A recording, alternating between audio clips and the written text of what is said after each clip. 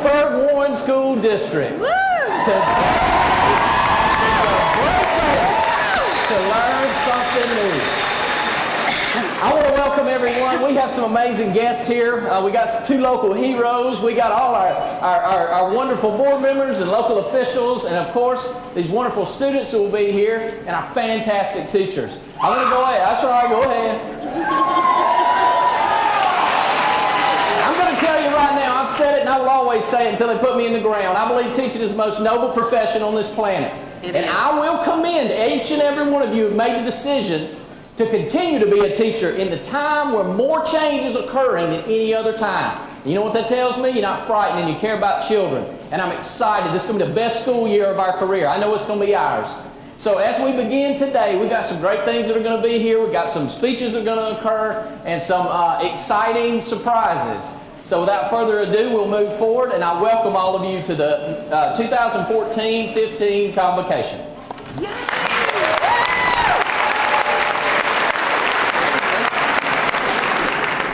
And good afternoon. Reverend Casey Fisher from Greater Grove was scheduled to be here. He had to go out of town on an emergency, and we have one of our own, one of our new administrators who will, who's also a pastor, who will provide the invocation. You ready? Mr. Curtis Ross, Sherman Avenue.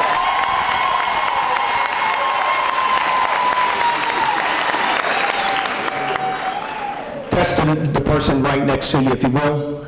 Bow your heads. Eternal, all-wise, and everlasting Lord, we honor you this day, for this is the day that you've made, and Lord, we are rejoicing and we're glad in it. We pray, oh God, Father, that you bless our efforts, oh God, Father, not only this day, but this year. Lord, touch our community, oh God, Father, touch our government officials. We just pray that you breathe on us all, oh God, Father, and let us know together that teamwork makes the dream works. And Father, we pray that you bless every educator here today. Let them know, God, Father, that they're just not making a living, but they are making lives. And Father, touch our children, oh God, our prized possessions. We pray, oh God, Father, that our children, though they are the authors of their own life story, let them know that we are the illustrators, oh God. So, Lord, we pray that you allow us, oh God, the ability to draw all the pictures, make all the connections, and close all the gaps. And when it's all said and done, we will give you glory, we will give you honor, and we shall celebrate with praise. In Jesus' name, amen.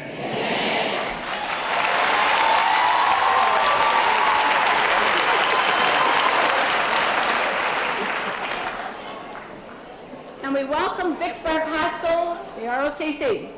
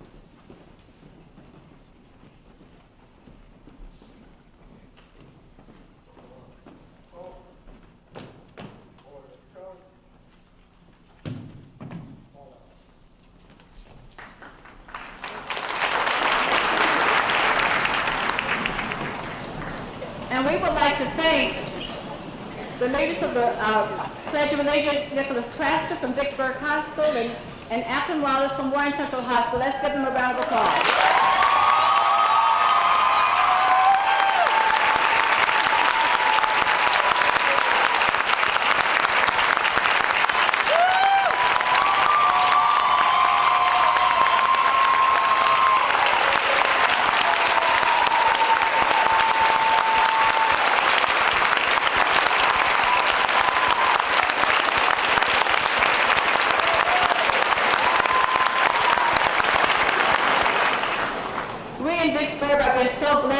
Exceptional students, and these certainly are two of them. This afternoon, we're also honored to have our mayor here. Our mayor is a visionary and is doing great things for our city and working along to support our schools. And so, Mayor Flax.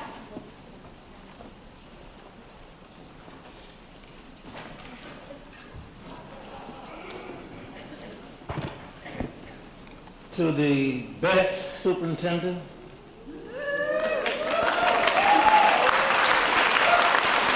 to the best school district, to the best board of trustees,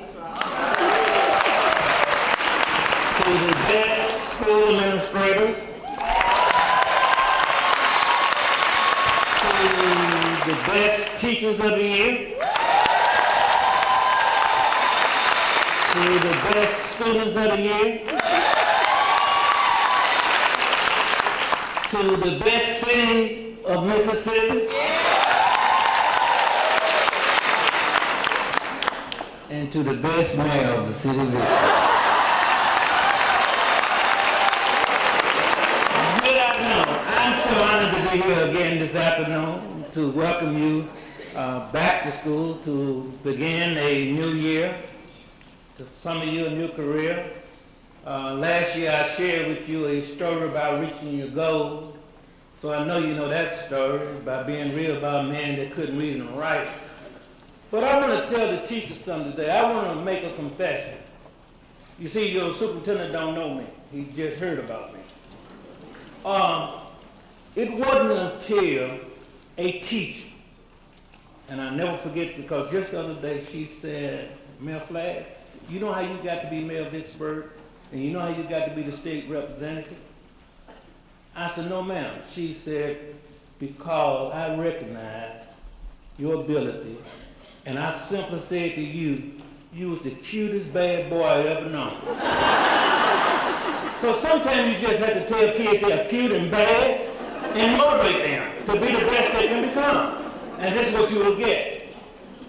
And I said that to say this, that teachers, administrators, bus drivers, cafeteria workers, whoever you may be, coaches, when you find a student that you believe or you think that you cannot teach, then you can't teach.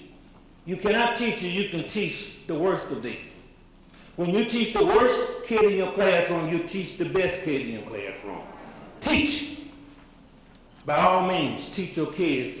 So as I bring you greetings on behalf of the city of Vicksburg, Alderman Michael Mayfield as Alderman in North Ward and Alderman Willis Thompson, we say the city of Vicksburg is standing ready to assist you any way you can to make your city productive, your schools year a productive one, and make this the best school district, make this the best school, make every school a leader in school, make every school a lighthouse school, make every school competitive.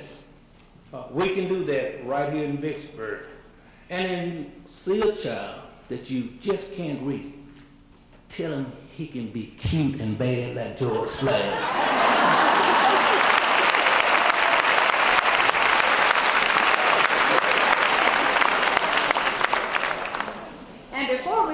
This exciting part, this little special part from the kids because they're always very special.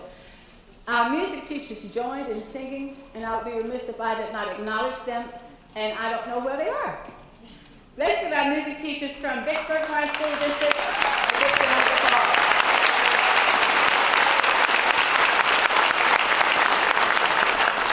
We're also fortunate to have excellent choral performers.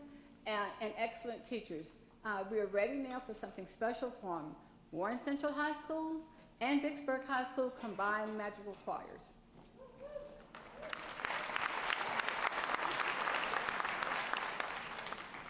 So, have y'all ever thought about what y'all wanted to be when y'all grow up?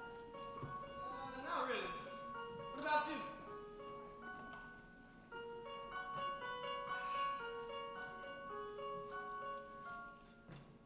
I guess I'd be a hero with sword and armor clashing, looking semi-dashing, a shield within my grip.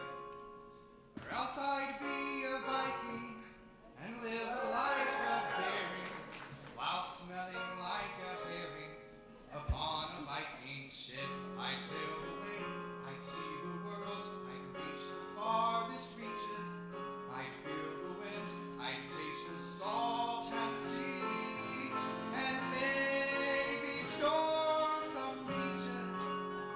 That's who I'd be.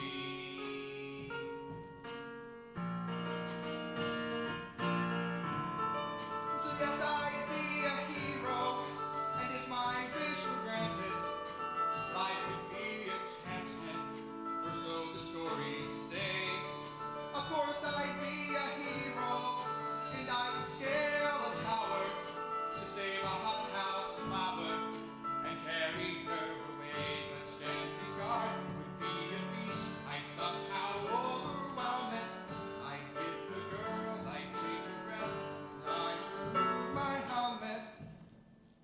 We'd stand and stare, we speak of love, we'd feel the stars ascending, we'd share a kiss, I'd find my destiny, I'd have a hero's ending, a perfect happy ending, that's how it would be, a big, bright, beautiful world, but not for me.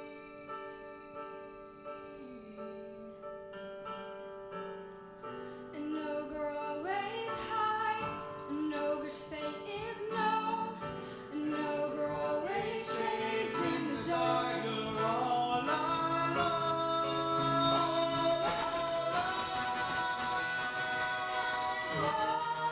Yes, I'd be a hero, and if my wish were granted, of course I'd be a hero, and I would scale the tower to save a hothouse.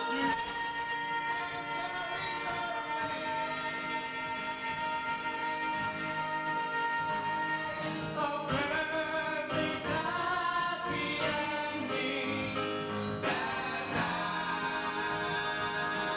it should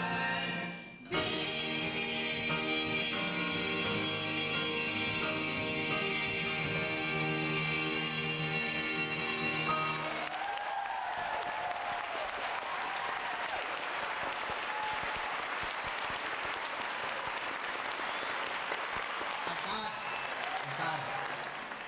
I'm gonna be a teacher. Man, are you crazy? I know, right? Let's get out of here. I don't know what's going on.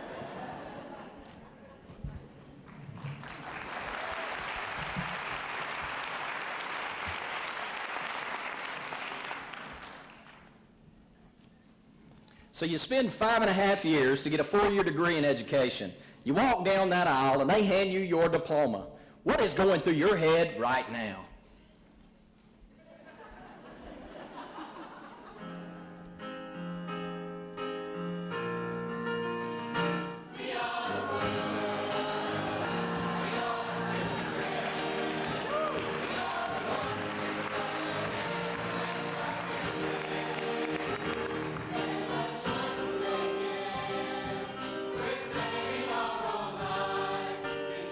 Make a better day, just you and me.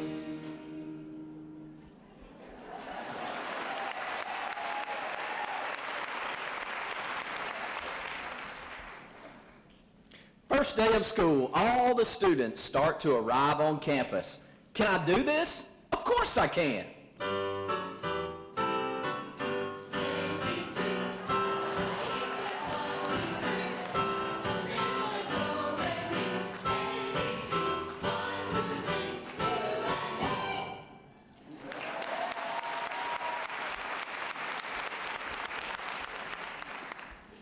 Now the last tardy bell just rang, and coming down the hall, you hear pitter-patter of little feet.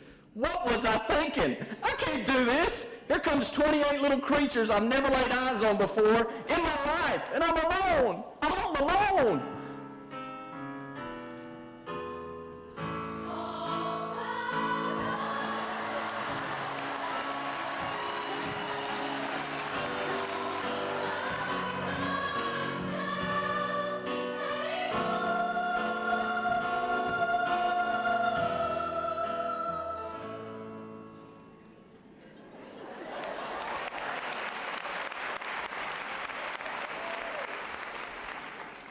Well, here it goes. I make my introductions and welcome the group. They act like they don't hear a word I'm saying. They keep right on with what they're doing. Slouchy pants, smart aleck, smart mouth little things. Whatever happened to respect for your teachers?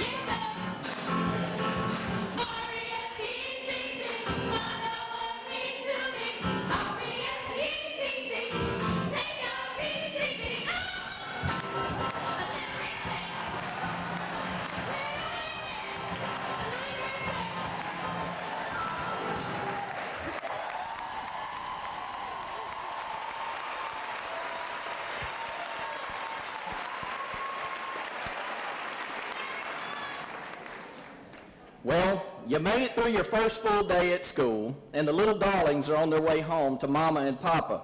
Your principal walks in, and you expect a kind remark, a little encouragement, and what do you get? You're going to have to do something to keep these kids quiet. He hisses at you. Well, I never. So what do I do now? What do I do?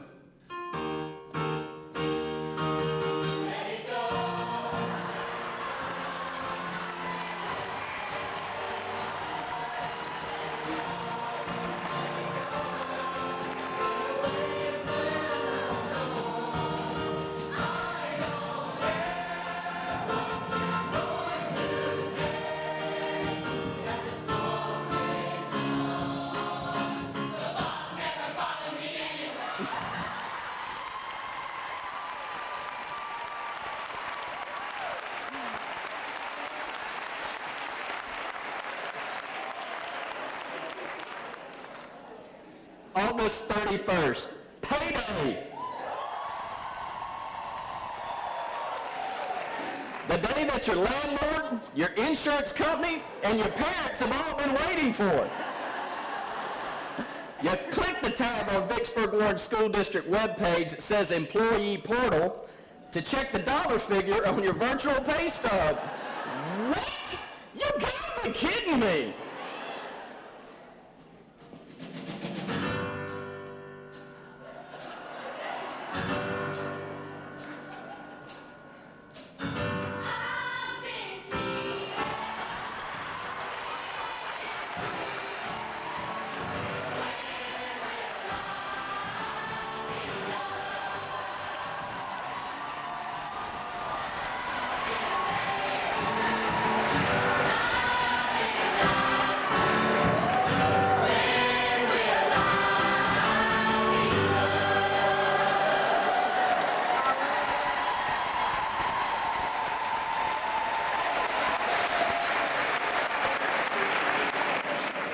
Well, the school year flies by. Before you know it, it's time to enjoy the two things that you've grown to love more than anything else in the world: June and July.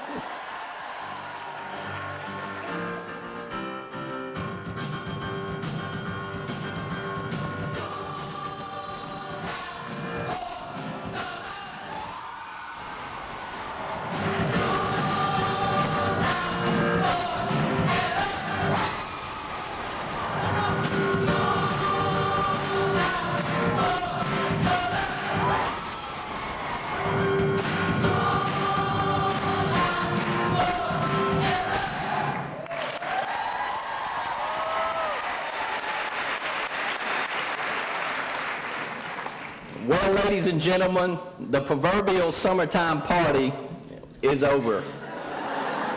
The combined madrigal choirs from Vicksburg and Warren Central High Schools would like to salute you as you say goodbye to summer and hello to work.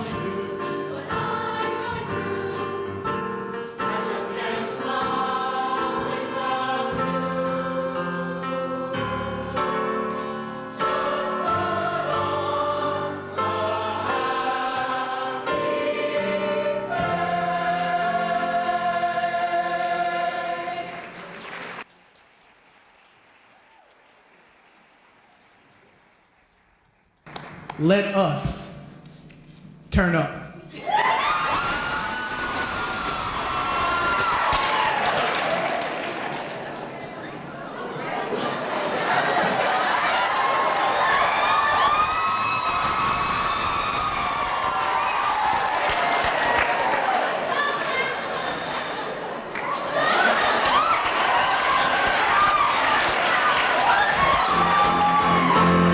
It might seem crazy what come on, but since is here and you can take the listen, see I'm a hot air balloon that can go space. Hey, with the air, like I don't care, baby, about the wind. Hey, because I'm alone.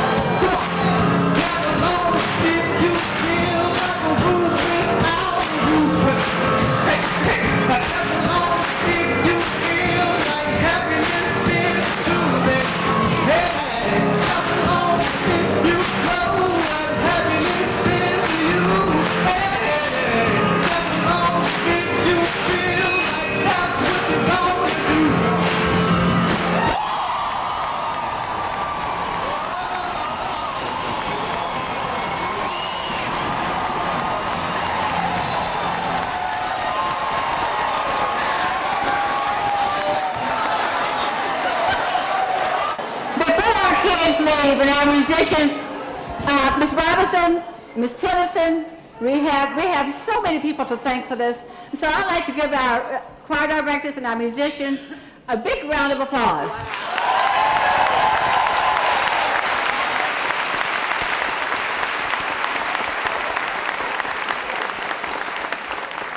And while we're in the spirit of celebrating, while we're giving them a minute to get organized, I'd like to also thank many people who traditionally are not thanked for this, but I know that they're behind the scenes working.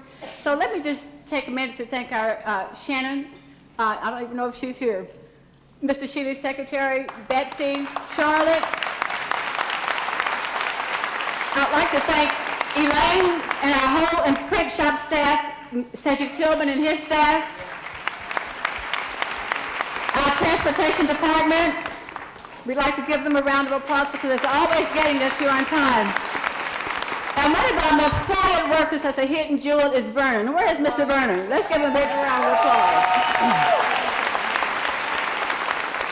And we're always very fortunate to have one of our students return and give us the blessing of his gift, and that's Marquise Goodwin, and we just love his voice. So let's give him a round.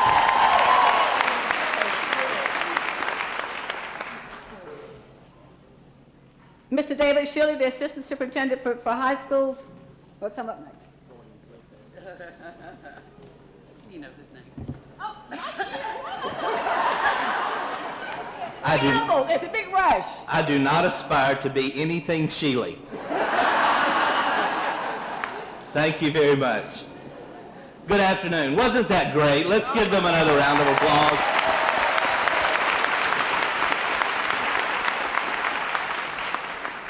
I was just thinking as I was sitting there, man, I've got to follow that. But all I have to do is to introduce. Debbie's the one who has to entertain us now after that great entertainment. Let me tell you a little bit about Dr. Debbie Silver. She is an award-winning educator, 30-year veteran of the classroom. She's a staff development instructor and a university professor. Her numerous recognitions include being named the Louisiana State Teacher of the Year. She has been privileged to teach at almost every grade level during her career. She's authored numerous educational journals and delivered conference keynotes in 49 states, Canada, Europe, and Asia. She's been a featured teacher for the PBS Online Teacher Chat and for KDS Knowledge Delivery Systems. Dr. Debbie Silver's books include the newly released Fall Down 7 Times and Get Up 8, Teaching Kids to Succeed, and the best-selling Drumming to the Beat of a Different Marcher, Finding the Rhythm for Teaching Differentiated Learning. She is married to Dr. Lawrence Silver, and together they are proud parents of 5 sons. Through storytelling and humor, Dr. Silver encourages attendees to remember the powerful impact delivered by educators in the lives of the students. With the use of research-based theory, stories, and hilarious characterizations, her goal is to connect with the souls of those involved in education. I have been privileged to hear Debbie locally, at the state level, and nationally. She's an amazing presenter. She's going to touch your life today. My friend, Debbie Silver. Oh, thank you so much. Thank you, Mr. Shealy. Wow. Okay, I gotta tell you guys something. I had opened a lot of schools. I've been a part of a lot of convocations. I can say, without any equivocation, this is the best opening I've ever seen. Y'all give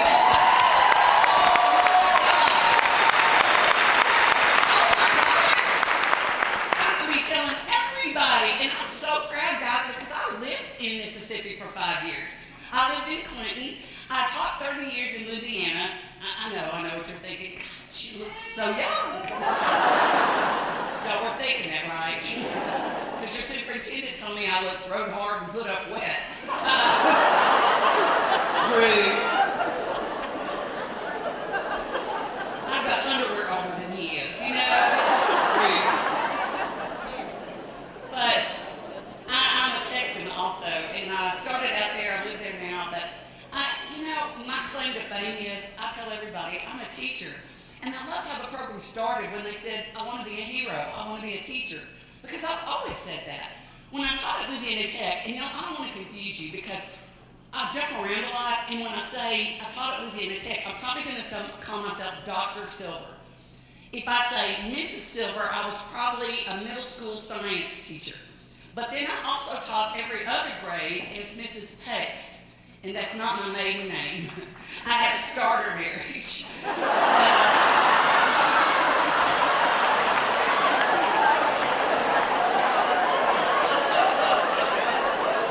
That lasted 17 years.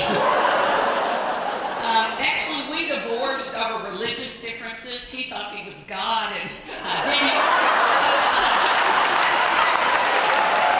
Yeah, my people are here. Hey, Silver, it doesn't matter. I am a teacher. And I didn't even start out to be that way, but I told my students at Louisiana Tech, I said, guys, this is, and I agree, Ted, it's the most noble profession. Now, it's not the oldest profession. No. Somebody had to teach them how to make change. But thank you, teacher. But it's noble. And I tell students, I know that, and I know about all the change, I know all that's going on, and let me just say this to you guys. We have to take our power back. We have to take our pride back. I hear teachers all the time pull a chair up to the table with these guys, and they say, oh, hi, I'm just the teacher here. I better not ever hear you say that to them or anybody else. Do not let me hear, I will hunt you down. I will strangle you. Guys, I've done a lot of things for a lot of time. I've taught since 1970. Don't do the math. I was 4 years old when I started. But I don't care where I am. I don't care to whom I'm speaking. To this day, when somebody walks up to me and says, so what do you do? And I hope you do the same thing. I tell them, I am a teacher! Okay, I knew that was a little too dramatic for Mississippi. And to be fair, I almost didn't get my second husband because of that. Okay, I should probably explain. Lawrence Silver, who is my next ex-husband, and I met at a party. And we're happily married. I just introduced him that way to keep him on his toes. We were at a party, and he walked up and said, what's your name? I said, I'm Debbie Pace. He said, well, Debbie Pace, what do you do? So I told him, I am a teacher. I was like, whoa, congratulations. And he took off running. Now, y'all, I'm an educator. I'm very fast. I caught him. And so we're having a discussion that the kids really hit on, in a lot of their songs, because, y'all, for too long, we have been inundated and denigrated by people who say this to us, and they feel perfectly free. And all of you have heard it. Well, you seem like you're a little bit smart. You seem like you're a little bit talented. Why do you teach? You get that, right? He looked at me, why do you teach? And I gave the same answer you do. For the money. Hello. I said, Lawrence, that's a very interesting question because honestly, I didn't know I was going to be a teacher, guys. Now, I know a lot of y'all have known since you were born. You were going to grow up and be a teacher. How many of y'all like really good students? You love school. Let me see your hands. Don't be shy. How many of you, your teachers just loved you? Aww. The rest of us, we hated you. But that's okay. Because there's a lot of research that says those of y'all who've found that proclivity early on and found your place, you're amazing. You connect with kids. You teach essential ideas. You're doing fine. But there is research that says those of us who came over from the dark side, we did okay too. It's really a matter of two things, guys. And this is what disturbs me. We're talking about the art of teaching, some, not all of the art, but we're talking about regurgitated bits of subject matter that are emitted at certain points in time. And I get that. And I'm not against standard, but I'm against standardization. And I think it's so much more than what we do. And, I honestly believe we should do a psychological profile and make people take it before they enter the College of Education. Don't y'all think that's a good idea? Seriously, there are a lot of good people out there. They're very smart, they're very talented, but but they're not teachers. And you know, one of my colleagues at Louisiana Tech said, well, Dr. Silver, why don't you write that psychometric instrument? I said, oh, I don't have to. I've done this forever. Y'all, I can spot a teacher a mile away. How many of you guys cannot go to Walmart and watch strangers' kids run down the aisles and without chasing them? No, we do not run at Walmart. No, ma'am. No, ma'am. No. Don't you cut your eyes at me. Is that done? Spit. Let's go. And my own 5 sons are like, Mom, you are not the boss of them. I'm like, oh God, I'm so sorry. But y'all know what I'm saying. What we do is important, and it has meaning. And the thing is, I looked at this guy that I had just met, and I said, I'm going to tell you something. I didn't mean to be a teacher. I started out as a temporary substitute in Logansport, Louisiana. You never heard of it. It's not the end of the earth, but you can see it from there. Everybody in my school was on free lunch. I could have been with my salary, but I didn't know to apply. Moron. And they brought me these little bitty kids in my room. I started out as a first grade teacher. And guys, it took me that long to realize this is what I was meant to do. I looked into those faces and realized that for a lot of kids, I was going to be the single most significant adult in their lives, at least for now. Guys, those kids are going to show up tomorrow, and I don't care how they act. I don't care what their background is. I'm going to tell you there is a ray of hope in every one of them. And every kid's going to show up tomorrow thinking, maybe this year it'll be different. Maybe this year I'll be popular. Maybe this year I'll be successful. Maybe this year my teachers will like me. Guys, it's a new beginning for every single teacher. Because just like the kids said to us, and I've always believed this, for a lot of kids, we're their heroes. And when I said this to Lawrence Silver, he said, oh, you're a hero. I said, yes, I am. He said, so you think all teachers are heroes? I said, most of us. He said, so what do you guys have, like superpowers? Yes, we do. He said, what are they? Oh, see, I hadn't really thought that part through yet. So I just started making stuff up. I said, well, we have really good anticipatory sets. And we're able to align our curriculum with the state strategic plan. He's all, that's not it, guys. That's not it. That's all we're talking about. That's not it. And these teachers can tell you. In 1990, I was lucky enough to be selected Louisiana Teacher of the Year. But okay, there were only two people eligible that year. And the other one died mysteriously. Now, see, I really wanted to win. And I did. But I got back to my school, and one of my colleagues said, why don't you students write Miss Pace an essay and tell her why you think she got Teacher of the Year? So this is not a selection committee. This is not my super ordinance. These aren't even my peers. Guys, these are our kids. And they all wrote why we think Miss Pace should be Teacher of the Year. And I read through those essays, and all of a sudden it dawned on me, not one child mentioned my anticipatory sets. Not one child said one darn thing about my ability to align the curriculum with the state strategic plan. But every kid, every single child in some way, shape, fashion, or form said the same thing. We think the Teacher of the Year should be someone who, well, you tell me, who what? Kids cares, that's right. And look, they're scared to say it in front of y'all because they're afraid you'll tell the State Department and they'll create a rubric, caring for 4.16. You, remedial caring.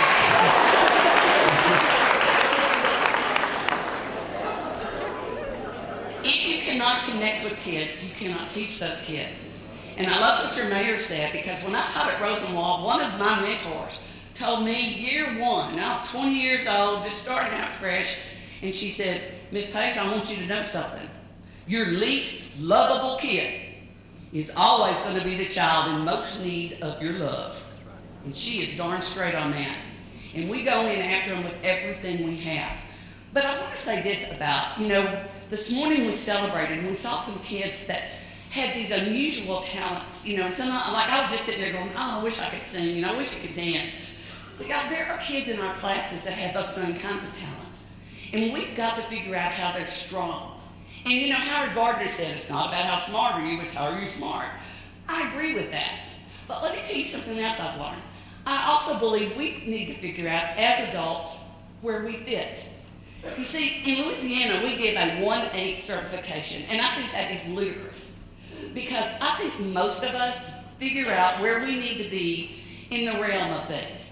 And some of us are cafeteria workers, some of us are bus drivers, some of us are janitorial cleric. Whatever it is, y'all, we all have a part. We're all on the same team. And I'm going to tell you, I am a teacher, and I work really hard. And I taught every grade except kindergarten. But there are some places where I'm just more fit. And I had to learn that. And I think all of us need to look at ourselves and go, is this my best place? Is this where I can be the best educator I can be? And figure that out. See, I started out as a first grade teacher. And I knew I am a teacher. I love teacher stuff. You know, I love stickers. I love markers. Oh yeah, I'm not the only one here. But I'm not a first grade teacher. And it didn't take me very long to realize that. Because a lot of people watch me and they say, I think she has ADHD. Okay, that is not what I have. What I have is technically called ADDOS, Attention Deficit oh, sparkly. You know, anything shiny, and I need to move really fast. So I moved away from first grade, but I was up teaching AP biology in the high school.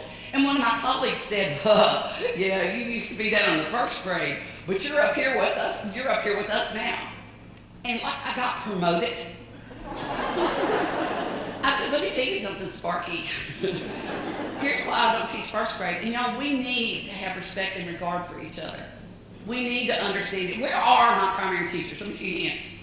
Okay, I'm not going to say this because y'all are sitting here. I tell everybody this. Guys, the rest of us owe them a debt. We do. I don't teach first grade because it's too hard for me. Boys and girls, we learn the word puppy. Now let's learn another word. Miss Pace, I have a story. Crap.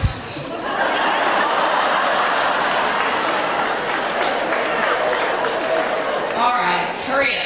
What is it? We were going to get a dog one time, but my dad... Wait, he's not really my dad.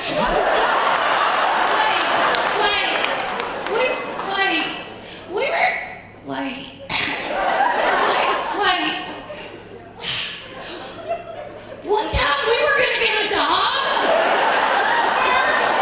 First, I'm like,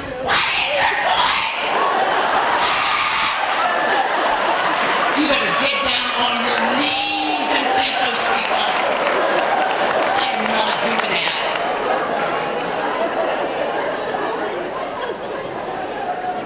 And I always get asked, because I've taught every grade, what's my passion? My passion? Middle school. Love them. Love the hormones. Yeah. I love you. I hate you. I love you. I hate you. And a lot of times secondary people will say, well, perhaps I should try middle school. What do you think? I'm like, I don't know. Does it bother you that kids walk into walls? Would you be upset if a child can't remember his locker combination from first hour to second hour?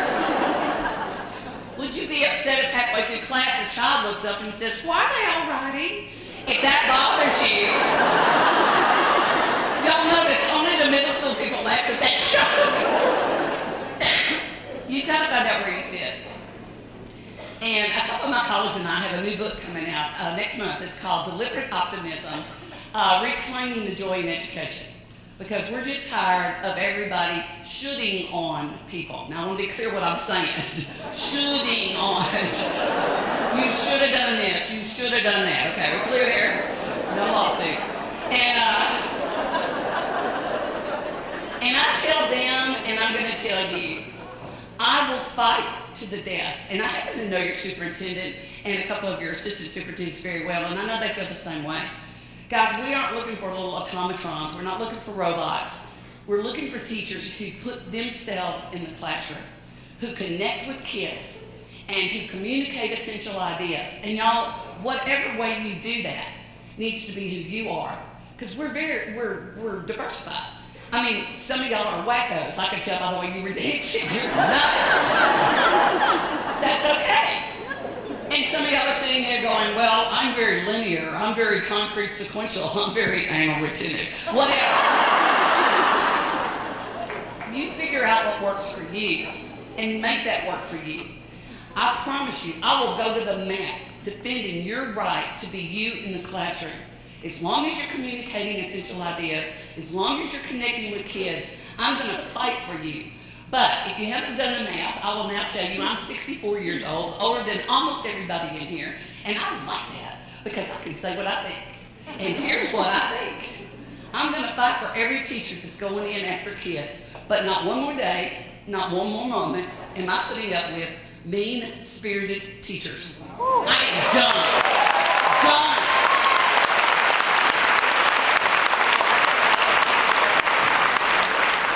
Put toe tags on every one of them. I'm done. In the book, we talk about ways that you can avoid them, but you know what I'm talking about.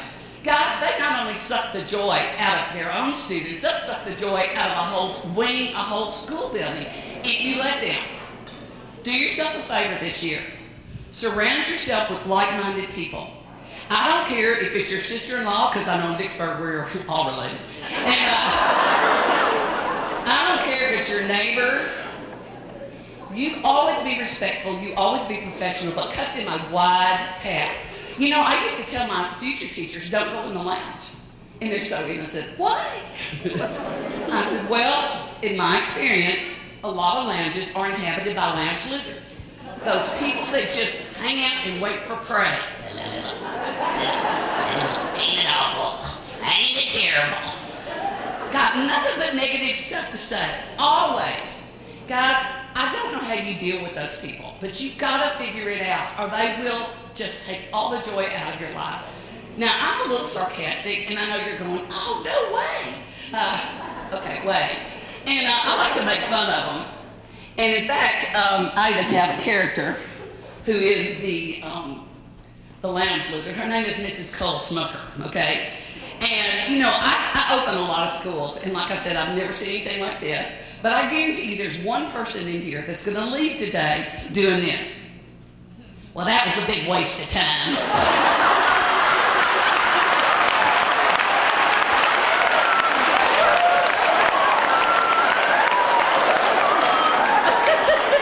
I could have been in my room working on my bulletin board.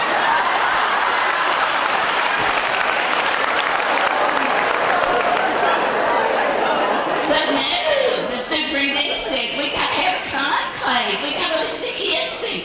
And we got to hear the speaker. Did you hear that speaker? Be nice to the children. Love the children. Let me tell you how I feel about kids. I hate them. I told my principal, if you get these kids out of my room, I'm not going to do my job. They make me sick. Always asking those ignorant questions. Miss Colesmucker, I didn't show my work. I did it all in my head. Is that okay? Sure, honey. Why don't you staple your head to the paper and tie it right on in? Hey.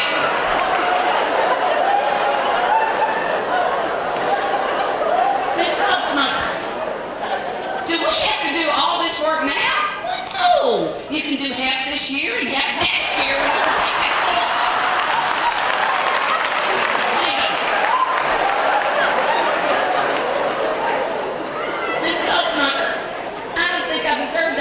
You gave me, neither do I, but it's the lowest they'll let us get.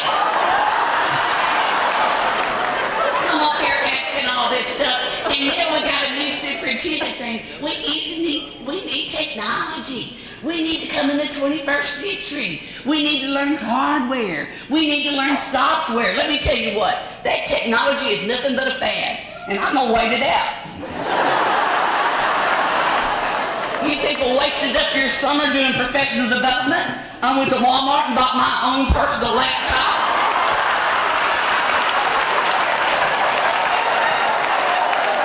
Training takes 5 minutes. You want to open a new document window? Shake it. You need to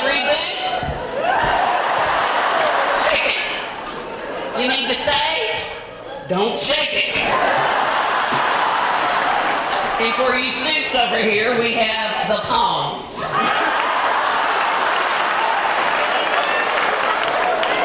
All right, there's more of her. But here's the thing. You know, we know what our job is. We know about going in after kids. It's just one of the things that was getting to me was when I started looking at how do we engage all learners, even that disenfranchised, disengaged little kid, special needs, alternative ed, or even, the high end of the spectrum, that little soaring rocket. How are we sure that we are engaging all of them, giving them a reasonable chance at success?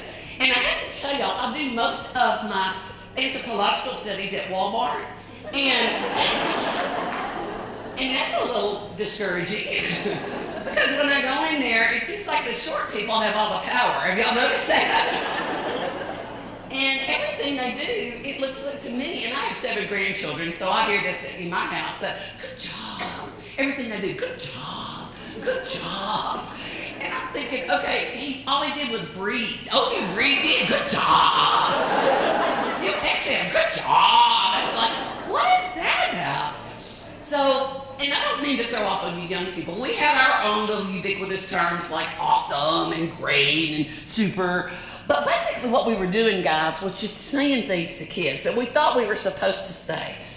And I started looking around, and I see these kids, and some of them in my family, that had every advantage in the world, everything going for them, everything could be given to them, and they do a total face plant. And you know these kids. And how many of you teach kids that have absolutely no reason to be successful, but somehow they rise like a phoenix from the ashes, and they make it work, and we know that can happen. So I wrote my book, Fall Down 7 Times, Get Up 8, and when I started doing the research, I said, okay, I came up in the age of self-esteem. Everything was about self-esteem. We don't want the kids to feel bad. So let's give them lots of stars and stickers, and we'll just give everybody a trophy so nobody will get their feelings hurt. And you know what? If the material's too hard for them, we'll just dumb it down. And how's that been working for us? Not worth a darn. Not worth a darn. And y'all, you're never going to meet a person more dedicated to kids than I am. I want, on my tombstone, I wanted to say, Debbie Silver, advocate for kids. But if I never hear the word self-esteem again, it's too soon. I'm done with that. I think what we need to look at is something a little bit different called self-efficacy. And most of y'all remember that from your college days. But it goes like this. Albert Bandura said, if you want kids to keep trying for a long time, to face adversity, to fall down, to get back up, if you want them to do those things, then we have to empower them. And guys, I don't even want to use the word motivate because that's intrinsic. They've got to do that themselves. But we can help empower them by teaching our kids this. You have control over 2 things, and this is everybody in this room: choices and effort. No matter what your circumstances, no matter what's coming down from the State Department in Jackson, no matter what's coming down from the national edicts, that's true of us teachers, guys. We can't control that stuff. You're going to have to let that go. What you're going to have to figure out is what can I control? And I can control my choices, and I can control my efforts. And when kids understand that, then they do better. You know, I started doing this research, and it was really hard on me because most of the stuff I said and done with kids for the last 40 years turns out wasn't in their best interest. I was operating in good faith, but even with my 5 sons, you know, you're awesome, you're great, you're going to be a rock star. And now the research says no. You should praise kids for their choices, their strategies, things over which they have control. Okay, so I'm trying to use new language here, and I'm trying to do this right. And we took a trip and invited all our sons to go, and 3 of them went. And have any of y'all ever zip-lined? Oh, it's fun. Well, I love zipping, and when I was working with teachers in Alaska, I actually went to the top of a mountain and zipped all the way down. It was a mile. It was so cool. So we got ready to go, and 3 of the boys were there, 2 of my grandsons and my daughters-in-law, and we're at this resort where you swim and hang out, but with my ADHD, I'm like, you know, this is not working. Let's do something. So I found a zip line company. So I said, okay, let's go zip. We'll go over to the mountains, and then you climb a mountain, and then you zip and climb a mountain. And my youngest son, Kit, said, I'm in. Julie, his wife, yes, they're Renaissance people. My son, Andy, said, I'm going to go. And Stephanie, my daughter-in-law, was very pregnant. And she said, Miss Deb, I don't think I should go. I said, oh, no. You're fine. She said, but I really want to watch. Is there anything to do there? I said, not really, but I could go with you and zip because I've done it before. Okay. Then my middle son, Jeremy, said, well, I'm going. And his wife, Katie, said, well, I'll stay here with Montana and Gunner because they're too little to go. And I'm looking at Gunner's face. He's 7. And that lip goes out. So I go down and I call the place. I said, look, I'm going to make some reservations. And I've got a 7-year-old. Are y'all equipped? Oh, yeah. We've got certification. We've got people that are designed to work with them. And we have special equipment for them. I said, well, I want to assure his parents. He said, oh, he's going to be fine. Don't worry about it. We do it all the time. It's not a big deal. And I'm like, okay, this is great news. So I go back to tell Candy, and I overhear this conversation. Gunner, you tell Grammy you're not going. Now, you're not going. Because all you want to do is go do everything that your 2 uncles and your dad's doing, and you know you're going to chicken out. You're going to get scared. You're not going to do it. You're going to back out. So you tell her no. And I walked up and I said, Candy, it's okay. Let's give it a try. She said, all right. So we get on the bus and we start up to the place, and you know how Southern men are. They feel like they have to indoctrinate the younger generation. And Gunner, who's very chatty, though, has gotten very quiet. He's sitting on the seat by himself, and his dad and his uncles are behind him going, Gunner, going on the zip line. Hope it doesn't break. Gunner, don't put your fingers in front of the wire because it'll cut off. And they're like, oh! And I said, stop it right now, stop it. So we get there, and Gunner, Mr. Chatty, Mr. Outgoing now, is very slow walking, very slow. And we get to the place, and there he is, looking at all the equipment. And there's a lot, if y'all done it, you have to wear helmets, you have to wear gloves, you have to wear, so they started decking him out. And there's a guy that really knows what he's doing with Gunner, and he said, no, actually, he's going to need a little bit bigger helmet, and gets him all decked out. And here's Gunner, with all his little cylinder, his little clink things, all that. And they said, okay, y'all are the first ones, you just go stand over here. So there they are, getting their picture made. And you can see, that's my game right there, but you can't hear them because what they're saying is, Mom, get a close-up of Gunner's face, because they may have to rebuild it. Mom, get a really good picture of Gunner, and maybe the last time we'll ever see him. And Gunner's like, oh my God. So I said, cut it out. So we go, and before you go off on those mountains that you see there, they have to do a little practice. So there's Gunner doing his practice zip. And you can see the body language already. Guys, they unhooked him, and I looked down, his little legs are doing this. And so his Aunt Stephanie looked over and said, Gunner, are you scared? She said, honey, if you don't want to go, you don't have to. Your mom and I are going to stay here. Your granny and I are going to stay here. And we're going to have a really good time. We're going to have lots of fun. And it's okay if you want to stay with us. Isn't that right, Granny? And he looked at me. I said, no, that's crap. Get your little butt over there. I paid for it. Go on. And the boys are like, tell it, Mama.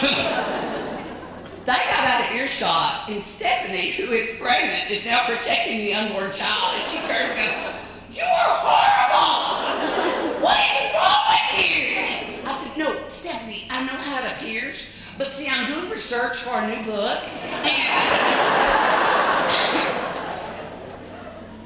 seriously, everybody in here, if I let Gunner back out in front of his uncle and his 2 favorite uncles and his dad, what would that have done to his trip? It would have destroyed it. What if Stephanie and I had been all nice about it? Oh, don't worry about it, it's okay. It'd made it worse. Guys, here's the challenge for us as adults. This is where I think I didn't raise the bar. What we've got to do for kids is investigate. Like I call the people, I'm pretty well assured they're going to take care of him, and I'm hoping it's going to be okay. And then we've got to figure out who that learner is. Not who we wish they were. Not who they ought to be in a perfect world. Not who the State Department says they are. Who is that kid? And then we push them out like this. And that's the hard part. Because for so long we wanted to run in, we wanted to do it for them, we wanted to teach them that they can do things, and we haven't given them the push that they need. We haven't raised that expectation. Now, I tried to explain that to Stephanie. I'm not sure she got it, so I'm really praying, Lord, please let going to be okay. So I'm really going to be in trouble. But they came back about 2 hours later, and the guy was in front, and I said, how'd the little short guy do? He said, him? He did great. He said he was kind of scared at first, but he got his legs under him, and then he figured it out, and now he's telling everybody else how to do it. Cool. So I'm waiting for Gunnar. And guys, if we don't push our kids, if we don't give them that little shove and expectation, the wait time, the whatever it is we do, you won't ever get this reward. Look at this face. Granny, I did it! I did it! And I ran over, I said, Gunnar, look at you. You faced a fear, and you overcame that fear. How does that feel? Never got an answer because my youngest son, Kit, put his arm around me and said, Mom, how does it feel to put words in your grandson's mouth so you can use them in your next book? No, I do realize the irony in that statement. The thing is, guys, we want to help kids, then we go back to this. Lev Vygotsky, Zone of Proximal Development. Everybody studied about him. I just want to personalize it. It is taking kids where they are and moving them just beyond their reach, not allowing them to stay and not change. And y'all as teachers, that is who we are. Staying in your room, using your laminated lesson plans from 1982 is not a good idea. It's demotivating, it's boring, and you're going to get tired of it.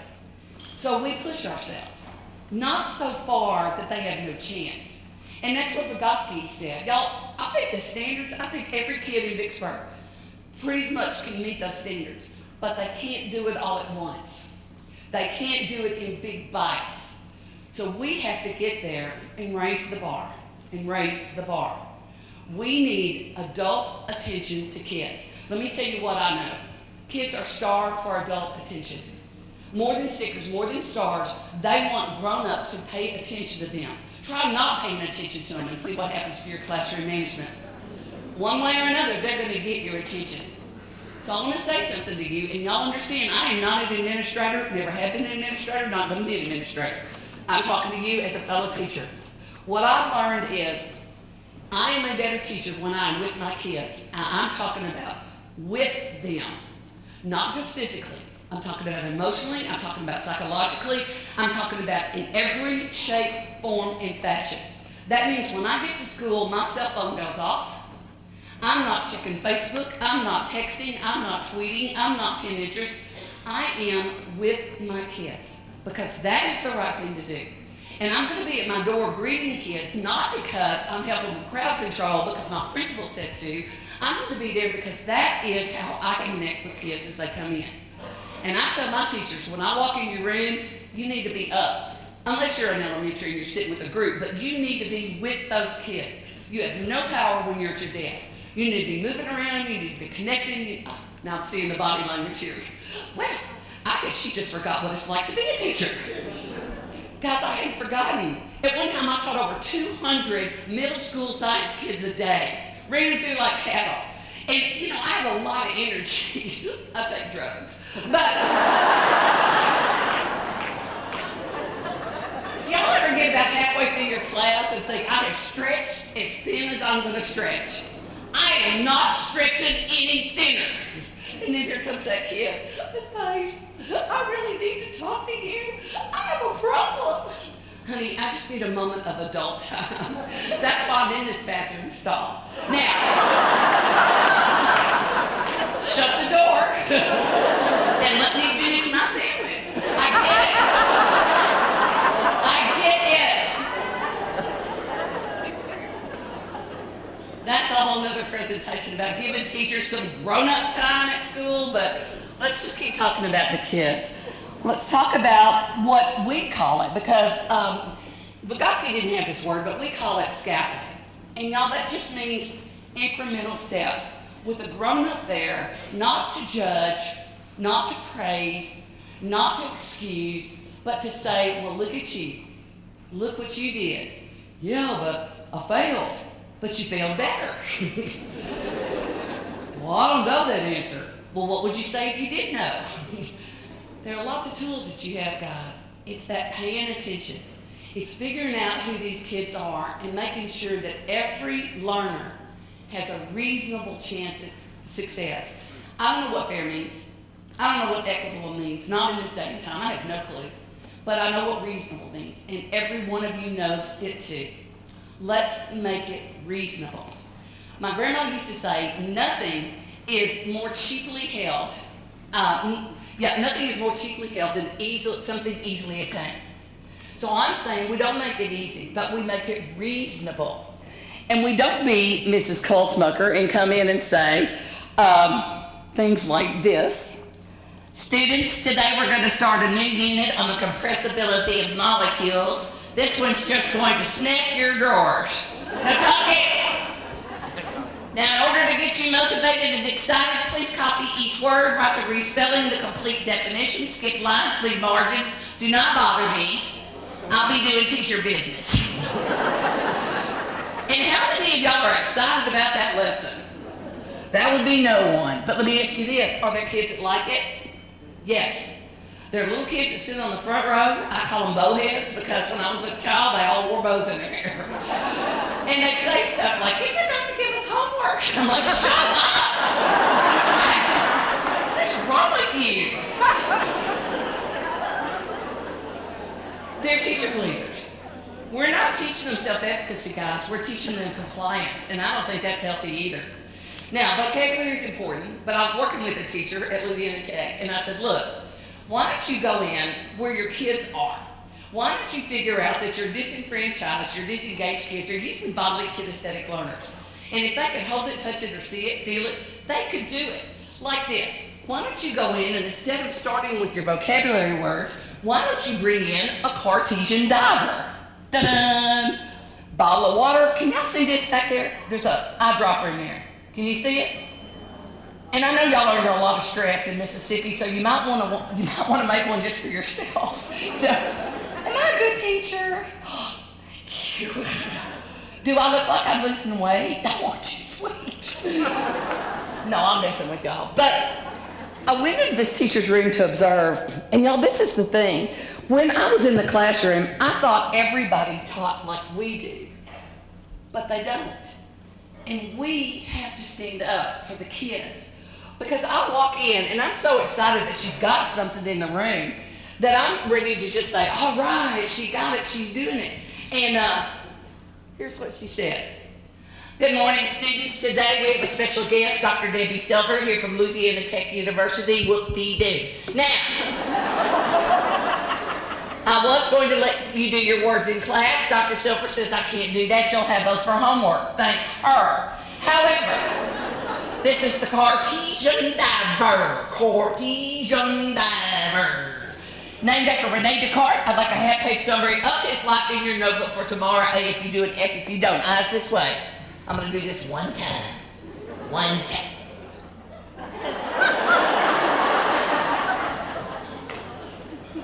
I squeeze it and down it goes.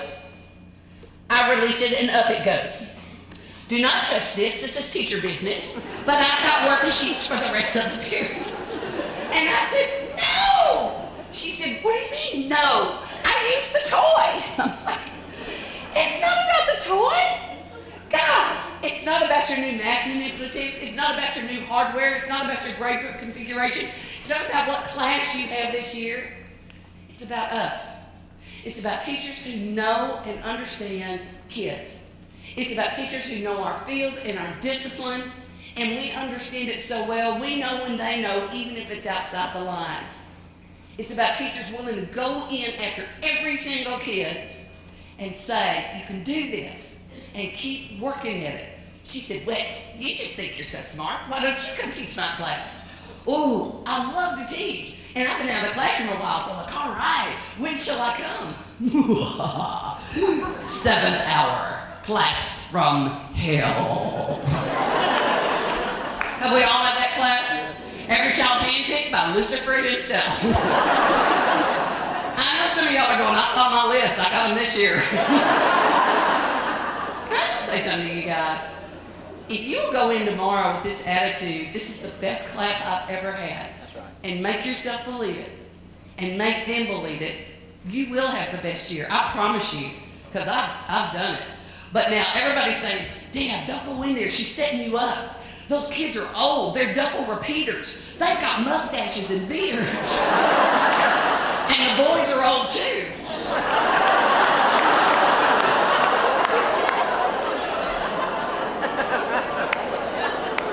I am a teacher. They're 8th graders, all right? Guys, I've taught 8th grade. I know kids. I have what I hope all of you have. I have selective hearing and selective vision. You have to have it. Y'all kids do stuff that will get on your last nerve, but some of that's just part of their developmental stage. If it's not inappropriate, if it's not disrespectful, pick your battles carefully. Pick which mountain you're gonna die on, because you will. But I already know, and all the 8th grade teachers in here know, if I walk in there, those kids are going to be slumped down in their chairs as low as they can get, where their eyeballs are just poking over like little alligators. And if I walk in and say, boys and girls, let's sit up and learn. Let's sit up and learn. How's that going to work? They are going to eat me alive. You got to know your folks, guys. And I know 8th graders. I know how nosy they are. And if I walk in with something kind of cool looking, I got a better chance. So I say, 8th graders, my name is Dr. Debbie Silver. I'm here today from Louisiana Tech University. And from the back I hear, I got a kid mocking me. Now, if I stop the class to nail that kid, who wins? That's right. Only way I can win, don't hear it. But re-engage my class. 8th graders, I'd like you to meet Bubba. Bubba is my trained diver. He'll do anything I tell him. I've had him since he was a baby eyedropper. If I tell him to sink, he'll sink. If I say float, he'll float. Pretty much do anything I ask him to command. Now, here's what I know about 8th graders. Even those little guys sitting on the back row making fart noises under their arms are going to stop momentarily, because one of two things is going to happen. Either I'm going to show them something way cool, or I'm going to make a total fool of myself. And both of those are worthy of an 8th grader's attention. Hey, tech lady, you can make him sink. Yes, I can. All right. Do it. Oh, so you really, really want to see this, 8th graders? Whatever. Which I choose to hear is, please share with us. We want to learn.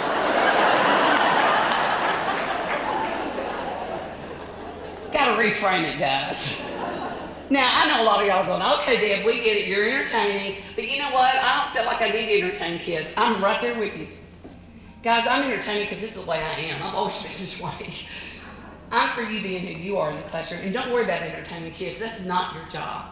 And I hear teachers say that, you know, I guess I'm supposed to, no, you're not. It's not your job. But your job of everybody in this room, if you have students, is to engage your kids, or at least give them a chance of being engaged.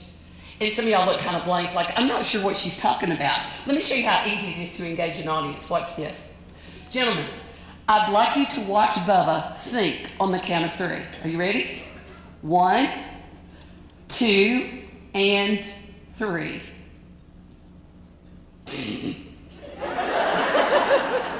Now, they're all educated, and they know that if I'm not touching that, nothing's going to happen.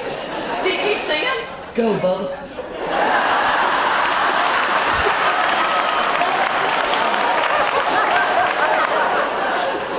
It's not that hard. You know, a lot of people call it cognitive dissonance. They call it discrepant events. I call it screwing with kids' heads. I love it. No. But all right, seriously, I tell the 8th graders, y'all, I'm sorry. When Bubba was a baby eyedropper, I made the mistake of training him using a magic wand. And now he thinks if he doesn't have his wand, he can't do his trick. So I'm embarrassed, but I'm going to have to use the wand. Okay. No, they're not looking at you. Stop it. All right, sorry. Bubba, sink. Good sink. Now float. Good float. Yeah. Now we're going to sink and hold. Yes, you can. Yes, you can. Just hold, just hold. No, no. Bad, Bubba. Bad, bad, bad. Sit. Sit. And release. Let's hear it for Bubba. Now let me ask you guys, y'all are my class. Do you want me to put this on my teacher shelf and start talking about the Common Core? No! What do you want? Well, Bubba, why wouldn't you give this to all your kids? Guys, why wouldn't you make the time? And I hear teachers all the time saying, well, Deb, I don't have time to have fun. Guys, you don't have time not to. You've got to engage those learners. And for y'all that teach elementary, you can actually make it with a little pop bottle with a large mouth, and you don't even need eyedroppers. You can put in condiments. Okay, I'm going to be real clear here. I'm saying condiments. No lawsuits.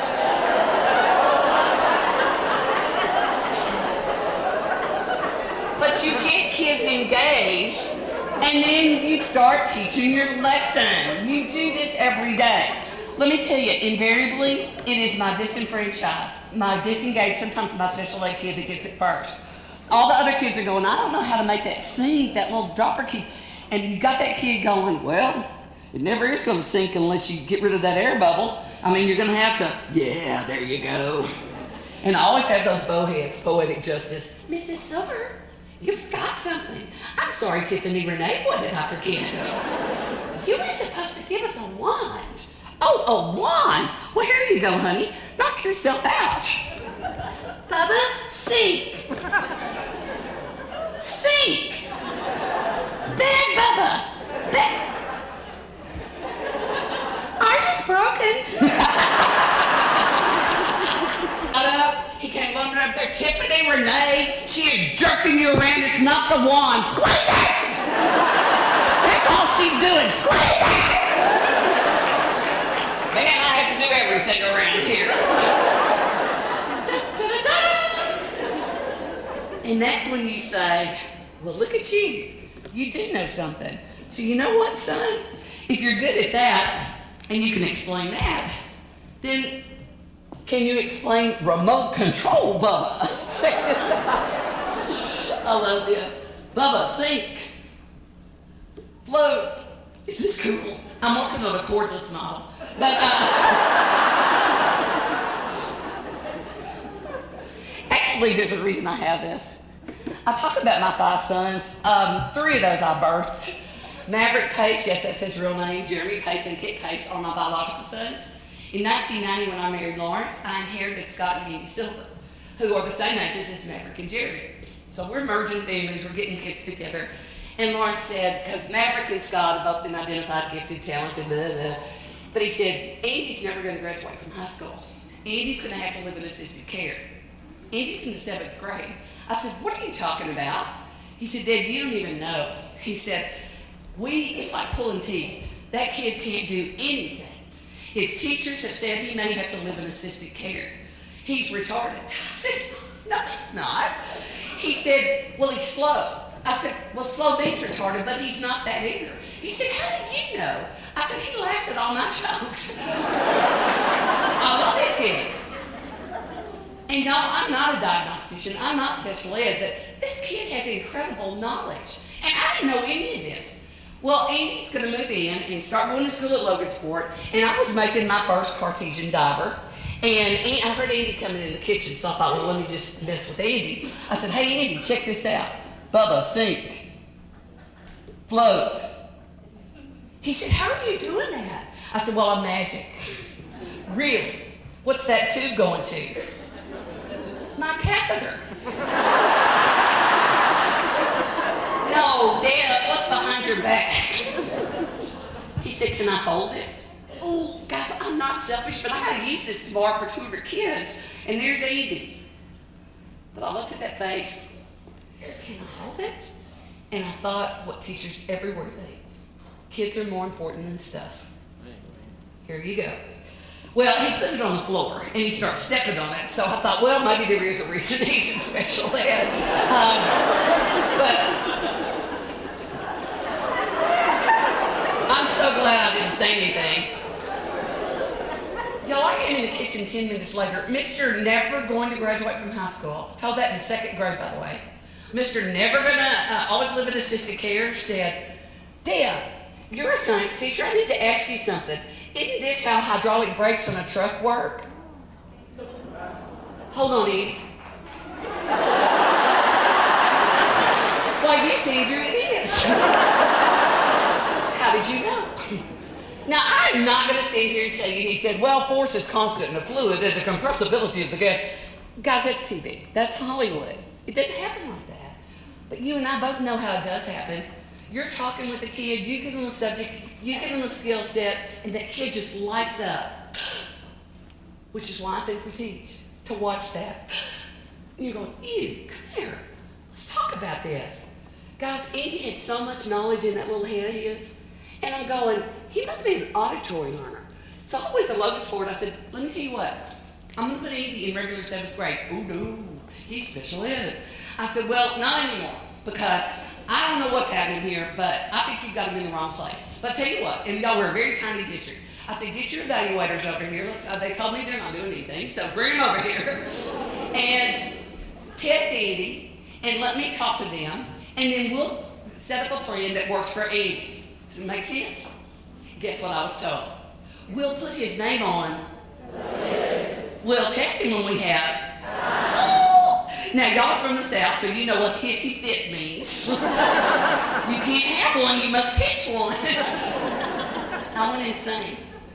I understand about red tape, I understand about bureaucracy. But guys, I'm going to tell you what I'm not putting up with anymore. And that is rules and procedures that are in place, not for the best interest of kids, but for the best interest of adults and political expediency. I am done with that. I'm done.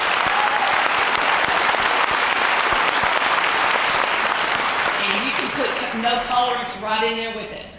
Because I think it needs to be up to the classroom teacher and the parents and the adults to make those decisions, and we are capable of doing that. Now, I have a little leverage because I've taught there 17 years, so I knew where their bodies were buried. I went, oh, you're going to test him.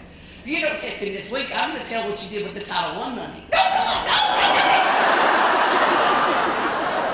Yeah, we got tested. And lo and behold, they came back and said, Deb, you're quite right. Andy's IQ is well above normal. I said, how did you miss that? They said, well, he has profound learning disabilities, which he does. Guys, it takes Andy 4 times longer to read anything than anybody in this room. But when we found out what the problem was, when we got people that could help Andy at that school, who cared about him, who went in after him, and he had a coach that really made the difference. Because Andy's got that learned helplessness down, you know, I'm too dumb, I can't do it. And teachers would melt. But his liaison teacher, his resource teacher, coach would say, can't do it? Fine, drop and give me 20. No, I'm doing it. Your math teacher tells me you failed this. I did. We'll take it again. I'm just going to fail again. Take it. See, coach, I failed it again. Yeah, but you failed better. That's what we got to tell him that. Didn't happen overnight. It wasn't easy. But Andy Silver finally found his path, his self-efficacy. And this kid who was never supposed to have any kind of degree, any kind of diploma, graduated on time with his class. And that night we all went to the Logansport Cafe Gymnatorium. And y'all are so hateful. Dang.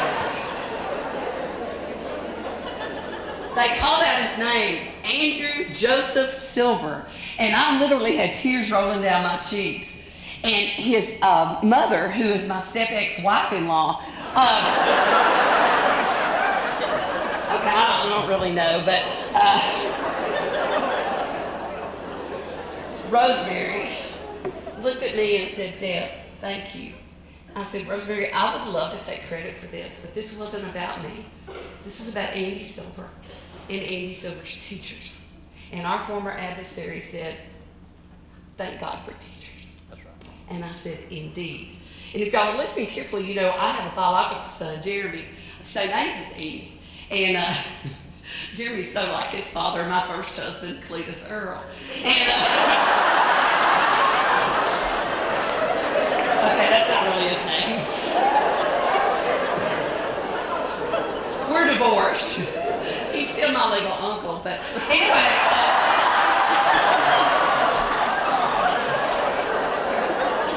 They called out Jeremy's name, and I was like, thank you, Jesus! Praise God! We'll talk about Jeremy sometimes when I do parental involvement. Anyway, the thing is, guys, Andy Silver went to college, studied music, which is not easy, and jazz performance, and then decided, and here's when I felt like a hero, when he said, Deb, I want to do what you do. I want to work with kids. And so Andy has since moved to Austin, Texas. He has his second master's degree in school counseling and is now a certified school counselor, one of the kindest, best people I've ever known in my life. And that prediction was,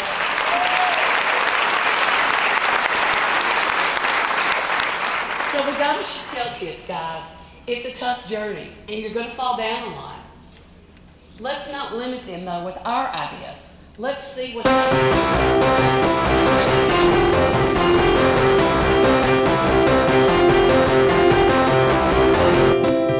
Oh, thank you, whoever did that. Thank you, Lord.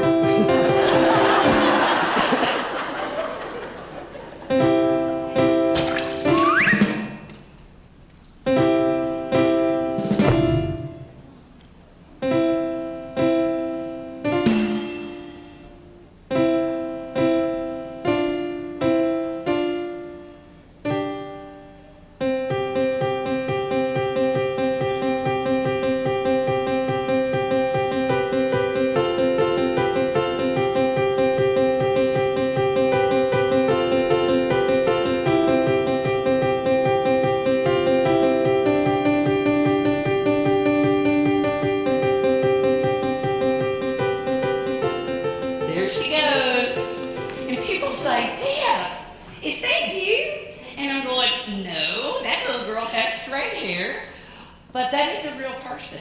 And you're going to have her tomorrow. Not by this name, but you're going to have her.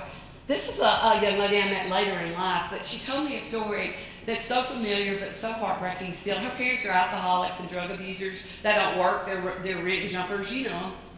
They stay out of the hands of the law just so they won't lose their kids. They had 3 of them. She said, I never had a home. We lived in a car beside the road. I lived in shelters. I lived in a motor hotel in Wyoming with nothing but an electric skillet for a kitchen, but I never had a home. She said, in my 8th grade year, I went to 5 different schools. But guys, along the way, somebody made an impression on this young lady and said, you can do this. We believe in you. And there were those of you out there that helped her find her self-efficacy, find her way. This kid is the youngest. She's the one that got a job, saved her money, and brought school clothes for her brother and sister, and had to hide that money. Why? Absolutely. She made sure that they got up and went to school no matter where they were, what was going on. She was resilient. She was relentless. And there were people like you along the way, because her parents certainly weren't there. She finally graduated from high school in Texas. She decided to go to Austin State. And what she did was she majored in theater arts, but it took her 6.5 years because she had to pay every penny of it herself. She worked as a bartender. Her parents would call and ask for drug money. But she managed. She did it. She persevered. Then she graduated with honors, but decided, you know what? That's probably not the life I want for myself. Theater arts is not the most stable of lives. I just want a home. I just want to live my life. And so she started all over at the beginning with a business in Austin, Texas, learning about sales, learning about marketing, learning about public relations, worked her way up. They offered her a vice presidency, but before she took it, another company picked her up. She soon will be a co-owner in that major marketing company in Austin, Texas. This little girl who used to live beside the road now is an ambassador for the Chamber of Commerce in Austin, Texas. So when the big wigs come in, she's the one that picks them up. She's the one that knows which fork to use, which wine to order. She's the one who is one of the most successful people I know. And I know her very well because she's my daughter-in-law. And that, oh, sorry. Okay, don't look at that. I hope I got all the poured off. Anyway. Pretend like you can see that little picture down there. My daughter-in-law, Stephanie Silver, married Andy Silver. And together they have 2 little boys, Liam and Miles. They live in the first house that first home she's ever had. And all I can think of is how lucky those little boys are to have parents who understand what it means to fall down and get back up. So you know I've got to close with the science thing here because I am a science person. Anybody recognize this paper? It's got purple on the edges. Remember dittos? Look, the young ones, what's a ditto? Get out. No, y'all remember dittos, right? Wait, do you remember this? And then for the rest of the day, woo! That's why we were so well behaved, guys. We were stoned. But I made me a rocket out of it because I want to show you something here in Vicksburg. See, I am a science person, and I know, like what you know, for every action, there's an equal and opposite what? Right. And if I want that rocket to go up, where do I have to light it? At the bottom, of course. But here's what we need people to understand. What we do is not rocket science. It's more than that. Guys, you can tell me what that substance is made of and the atmospheric conditions of this room. I can tell you exactly what that rocket's going to do. But that's not how it works in the classes. We have to go in after our kids. We have to be heroes. We have to do some things that are kind of off the chart, off the books. But it's okay. We know that nothing is more powerful than a human soul on fire. But sometimes when you light your rocket at a different end, people complain. Well, that's not going to work. The whole system's going to crash and burn. I don't think so. You guys go and be heroes, and I promise you, you and all the kids in Vicksburg Warren School District this year, you won't crash and burn. You have no place to go but straight. Thank you very much.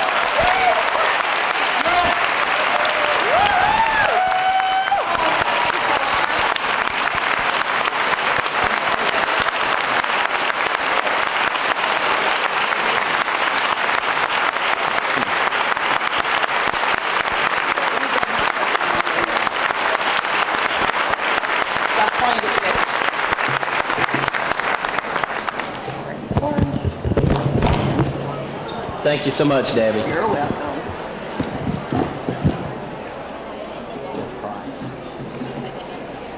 We have a special guest who will be joining us at the mic for a few comments because he is the most remarkable judge for youth I've ever run into. And I did not know that we had what we have, but we have an incredibly supportive youth court here. And Judge Price is here with us, and he would like to talk to y'all for just a few minutes.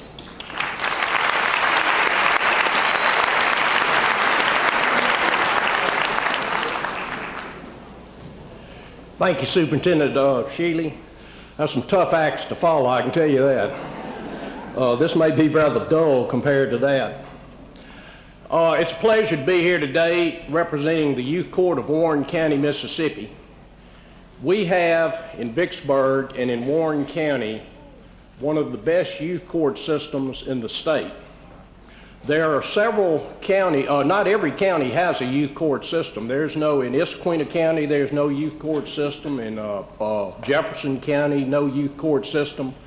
You have been blessed in this county with having supervisors and administrators and people with funds, especially former Mayor George Flaggs, who was in the legislature, to provide us with adequate funds to run a first-class operation.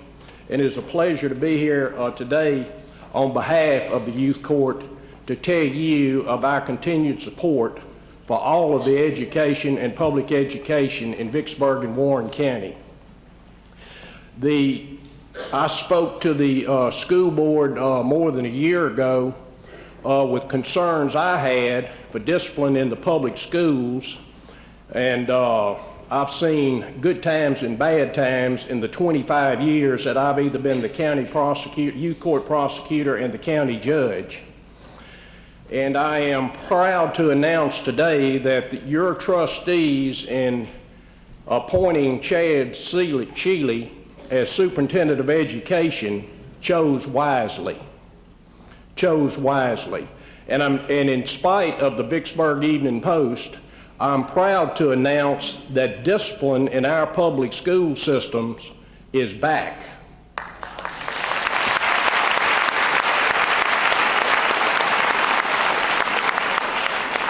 Let me say this, and I just have just a few brief comments, but it's not often that I get to talk to the elementary school administrators and teachers. In youth court, we handle several types of cases, and most people just assume we're dealing with delinquencies, children's misconduct, and so forth. That is only a small part of what we deal with in youth court. We also deal with what's called abused and neglected children. And the legislature defines abuse and neglect in a very subjective way. Abuse and neglect is whatever we think it is. It's not just a child that's been beaten. It can be a child that his parents are not sending it to school. There's no substantial reinforcement of the educational process once the child gets home. There can be a multitude of things that rises to the level of abuse and neglect. And the reason I'm addressing this to the elementary school teachers is that we have an extraordinary amount of success in turning those situations around if we get the child at a very early age. It's almost impossible for me or anybody on my staff to take a 16 and 17-year-old that's 3 or 4 grades behind and turn that child around and make that child a productive citizen. So when you elementary school teachers see a child that you know needs something that's missing from its life that would enhance its educational chances, you are under an obligation to report to the Department of Human Services whatever you think is abuse and neglect. You're not to solve the problem. It's just whatever you suspect and you report it. Now, in all honesty, the Department of Human Services has some really strange rules and regulations. Really strange. For example, if a little child in a trailer park is sexually molested, and that molestation happened 2 or 3 trailers over from where that child lives, the Department of Human Services does not consider that abuse and neglect for their purposes, unless it happened in the house where the child resides. Now, I find that incredibly ignorant, but nevertheless, that's the rules and regulations that they go under. Now, if you know of a situation after you've reported it to the Department of Human Services and you know of a situation that's not being corrected, then skip the statutory responsibility of reporting it and call us directly in youth court. We have a very elaborate guardian ad litem system that we train our own guardian ad litems every year. We have an elaborate system. I can have somebody on the case in a matter of an hour. You pick the phone up and call Rachel Hardy. Just like Dr. Silver said a minute ago, education is scaffolding. You can't have a child miss 2 or 3 grades of normal upbringing and stuff like that in the elementary school and think that child's ever going to catch up in the 10th, 11th, and 12th grade. In fact, the odds of the child getting to the 11th, 12th grade become more remote. Pick the phone up and call youth court. You have an elaborate system in this community. We're here to help. My staff, I am committed 100% to public education in this community. Public education, you've got to have the children in a position where they're going to get the education, and these outside extraneous forces that are acting on their life, whether it's children that are being just ungroomed, no grooming whatsoever, stink, you know their parents are on drugs but nobody's reported it, call us. We're there to help. And I cannot tell you, what we do is in confidentiality in youth court, but I can tell you, we have a lot of success stories. A lot of success stories. So we're there. You've got an elaborate system. As taxpayers, you're paying for it, and you need to use it to help with what you're trying to teach a child, where we can get outside the classroom, make that child's life so much better and so more conducive to receiving that education that you're trying to give him, her. So on behalf of the youth court, It was a long time ago when I graduated from high school, and I don't ever remember starting out an event like this back in the old days. But I'm gonna tell you, y'all have a lot of energy. You have world-class administrators and trustees. You've got a good youth court system, and we're here to help you. You need to use it. You call us, and if my staff, if you don't think you're getting anywhere with them, you pick the phone up and call me personally, and I'll be glad to help. We're committed to y'all and educating these children of Vicksburg and Warren County. Thank you very much.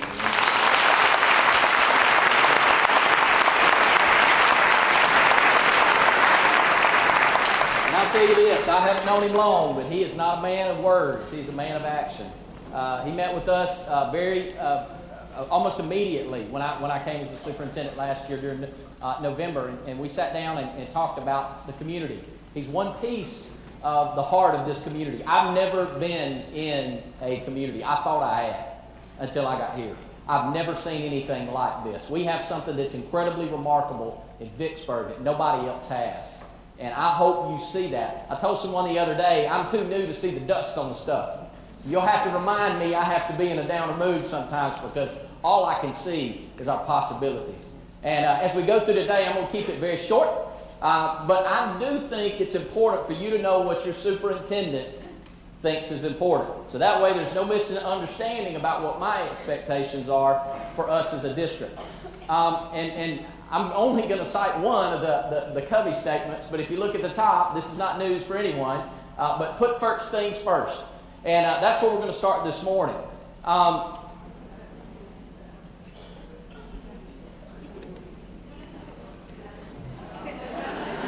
I'm going to, there we go. The mission statement of Vicksburg Warren School District. And I'll tell you why it is what it is after I read it. It is our goal to equip every student with the literacy skills to succeed in challenging courses, meet academic standards, and graduate from high school prepared for college or ready for a challenging career. That is our purpose. As you are taking kids in pre-K, this is our purpose. Top 2 reasons students become high school dropouts. Number 1, lack of adequate literacy skills. They cannot read. Number 1 reason why kids drop out of school. Number 2 reason why kids drop out of school. They have no relevancy in what they're doing. They stop along the way and go, this does not matter for the rest of my life. So as we look at this, and I shared actually this one statistic with somebody today, 75% of all students that can't read by the age of 9 will never do it. That is frightening. That means all of our kids are going to take a lot of work once they get past 9s. And I agree with Debbie Silver. Our elementary students have to get it. They have to get it. And I think, not that I don't appreciate the effort of our wonderful legislature moving forward with focusing us on reading as if we didn't know, but I believe it occurs before the 3rd grade. So what we have to do is make sure that we are focusing on literacy skills. Now, Common Core embeds it all the way through high school, so you will see it over and over. Relevancy, and this is just one example. 15 out of 20 fastest growing jobs in America are STEM related. Does anybody, raise your hand if you know what STEM is? Science? And Lord, we live next to Erdit. This town has an opportunity that nobody else in the United States has. Y'all realize that? I didn't until I got here. Absolutely phenomenal. You're going to be hearing more. The partnership is stronger. And as we embed it in our middle schools, it's going to begin to matriculate and drop down. We're going to pull it through elementary and have it in high schools when we get done. 2.4 million STEM jobs will be available in the United States in the next 5 years. By 2020, 60% of all blue-collar jobs will be STEM careers. You think it's important to have our children graduate with STEM readiness? Absolutely, that's relevance. But a kid's not going to know this unless we tell them. They need to understand what they're learning is tied to what they'll be doing. So career and college readiness are both important. Another statistic, I heard this about the second week I got in Vicksburg. Mr. Joe invited me to a meeting, and they had an economic development committee there, and one of the gentlemen got it, and he said 80% of the jobs in Vicksburg, Mississippi, don't require bachelor's degrees.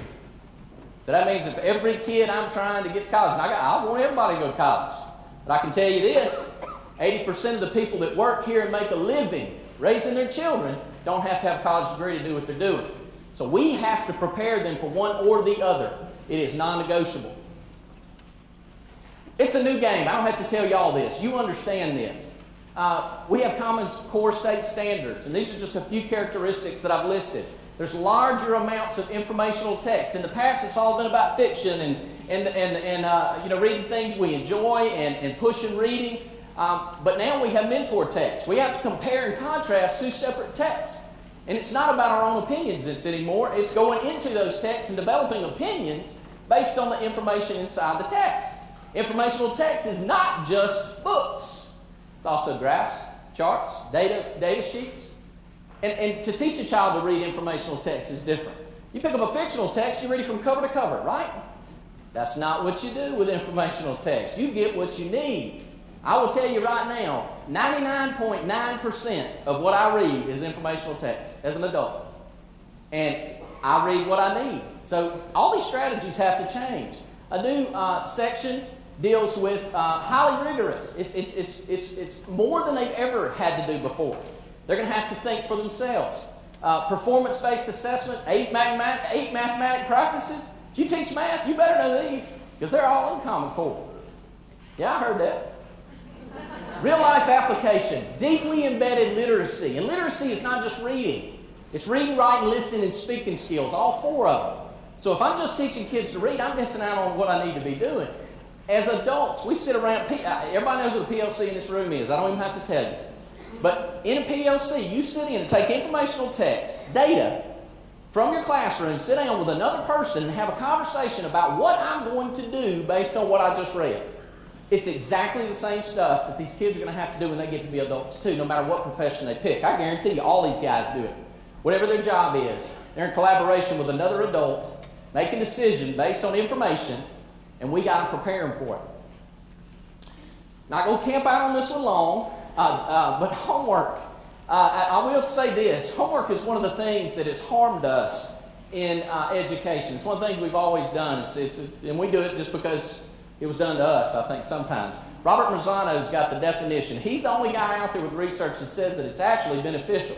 But in his definition of what beneficial homework is, it says, homework is defined as enduring practice of pre-mastered skills. Homework should never be first learning, ever. And in Common Core, it's going to eat us alive. If we send home information that kids don't know how to do, who are they going to ask when they get home? And what are they going to tell them? I'll tell you what they're going to tell them. I'm going to call your teacher tomorrow. I'm going to call that principal up here. I don't know what to tell them. And I'm not just talking about because it's so new. There's things that they've never had to do. The mathematic practices. We've been able to teach algorithms and teach nice little songs and borrow from your neighbor and knock on the door. You know? You know what I'm talking about, the elementary folks.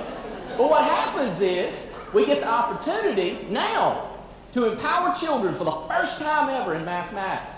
So the kids that were always just good at math, you know, and I'm not going to be good at math because my mama isn't any good at math, my daddy wasn't any good at math, so I'm just not going to be good at math. The old algorithm way, what we found when we implemented this in my building, we had a 28% increase in mathematics. There's one thing that I did get to rejoice in, is it equips kids that didn't get it. They now get to get it. And that's what we're in the business of doing. As we move forward with homework, I don't want to demonize homework, but just make sure that you understand, if a child knows how to do it in class, they're going to know how to do it when they get home. And if it's a pre-mastered skill, and it's enduring practice of that pre-mastered skill, when the parent walks over and says, "What is that?" they're going to say, "Hey, this is whatever." They're not going to have to explain it. They can explain it to their parent. So make sure that you are cognizant when you make the decision to send home first learning. You're opening the door for a lot of discontent. Because what it does is it disrupts the environment at the home, which is going to disrupt your environment in the classroom. Because I promise they're going to call. New accountability model. I don't have to tell you, I've never seen a group of individuals, and I told someone this the other day when I was speaking. There's no other, it was at our forum, some of y'all were there. I told them there's no other profession that has the accountability you do. None. I'll say it right now. If you took everybody's accountability and laid it out and filleted it in the paper, like we do, I think all improvement would happen elsewhere. But we have it. We know it. The kids know it. The accountability's here. QDI's gone. We can't revel in QDI. It's over. There's a lot of communities that have been very lucky because the children that live within their community are there for a reason. Their parents moved there to collect themselves all together. Most of them have two household family members who are married, and those family members have master's degrees or bachelor's degrees, and their high socioeconomic standard has placed those children in proficient and advanced modes. And QDI has been wonderful because you can ride it out as long as you're 200. Nobody matters if there's another 100 points above that. But that's gone. It's a game of first downs now. This is a wonderful thing for you as a teacher. If anybody got anything right, this is it. Because for the first time, the work you do gets measured based on the kids you have. When they walk in the door, you are challenged to move them a year. It's all on growth. I love it. And coaches, you know what I'm talking about. First downs. It's all about first downs. You worry about getting that 10 yards in. New assessment. We got third grade reading in Park. I'm not even going to get on Park. One of the things, Debbie made a comment about, and I want you to understand, this is not a choice of Vicksburg Warren School District. This is not a choice of my board. Park assessment, Common Core, state standards. That is a state-decided issue. That is it's like an arranged marriage. I didn't get to date it. I didn't get to court it, take it to a movie or anything. It's here. It's ours. We are married. It is what we are doing. We're trying to provide the best tools we can find in order for you to be prepared for this. And I've given this speech to the veteran teachers, the ones that were here when I got here. Autonomy, mastery, and purpose is the only thing that motivates individuals of adults and children. Autonomy, mastery, and purpose. I'm telling you our purpose. I'm going to equip you with as much mastery content as I can with professional development and training. And then I'm going to get out of your way and let you teach kids. The autonomy is what's going to get you there. The ability to do your job is what we want to provide. Notable quotes. Love these two, and I'm not going to bore you with a bunch of them because I could give you a bunch of John Wooden. Winston Churchill, the pessimist sees difficulty in every opportunity. The optimist sees opportunity in every difficulty. That's a beautiful statement because we're here. There's no worrying about whether I like it or not. It doesn't matter whether you like it or not. It doesn't matter if I like it or not. It's here. We have been charged to prepare our students, and that's what we're going to do. Don't let what you can't do stop you from doing what you can do. Those are good coach quotes, and I got a whole presentation on coach quotes. So how do we pull this off? Quick slide. Responsive teaching as the header. And the responsive teaching is that autonomy to meet a child's needs individually. That is something that we have to do because no one person in this room is the same, and no one person will attack the same problem the same way. And I can tell you got a whole classroom full of kids, and none of them are the same. And for me to come in with a lesson plan that's going to address them all the same, with an assessment that's all going to be the same, I'm setting myself up for a partial failure. RTI. I wanted to point this out just because I thought this was interesting. 2005. How many years ago was that? 9 years ago, the Mississippi Department of Education passed a board policy that stated that RTI had to take place. And I'm not going to go through a TST paperwork trail for you right now.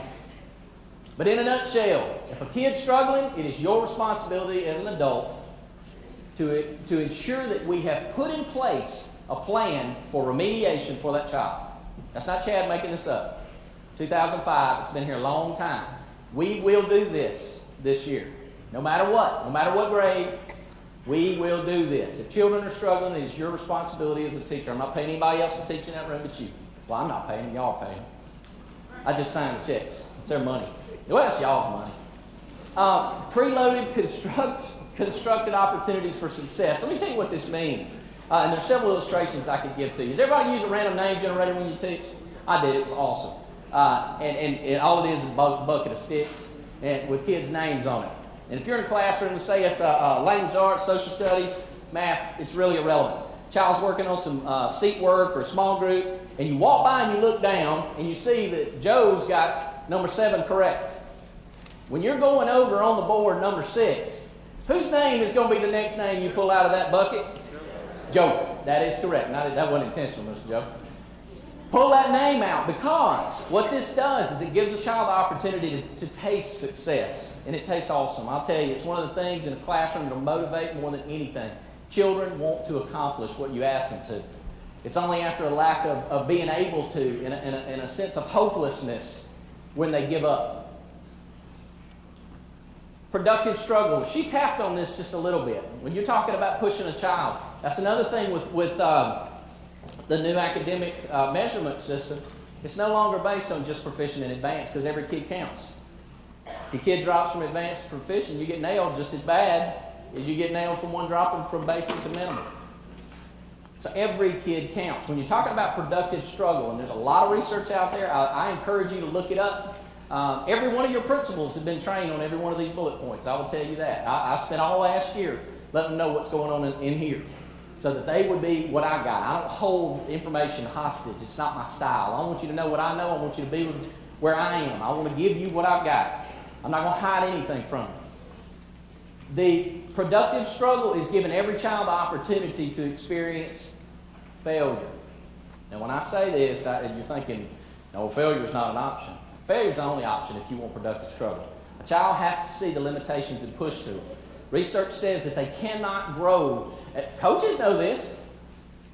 Coaches know this. On the football field, I can tell you right now, they're going to get every ounce of inch out of them they possibly can, and then they're going to get more out of them when they get done doing that.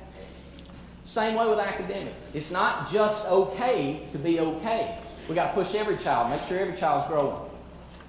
Don't penalize practice. What in the world does that mean? Nobody runs a gold medal race the first time. They don't. They're not going to. I think it's absolutely absurd that... Raise your hand if you're a first-year teacher. I got to have some in the room, right? That's right. I got 1, 2, 3, 4, 5, 6, 7. First-year teacher, out of college or out of the business world, went back in, got them an alternate ed certification. They're going to walk into the classroom. According to the State Department, you have to perform at the same level of a teacher that's taught for 20 years. Isn't that insane? That's insane, isn't it? Nobody runs a gold medal race the first time. Children don't either. Children don't either. Penalize the practice, they'll shut down on them. What I mean is, everything they do does not necessarily have to be graded. When you begin to talk about what formative assessment is, formative assessment is a tool, and we'll be training on some Hattie's research. I'm sure your teachers, some of your principals are already sharing it with you. If they haven't, they will be. We're going through that training.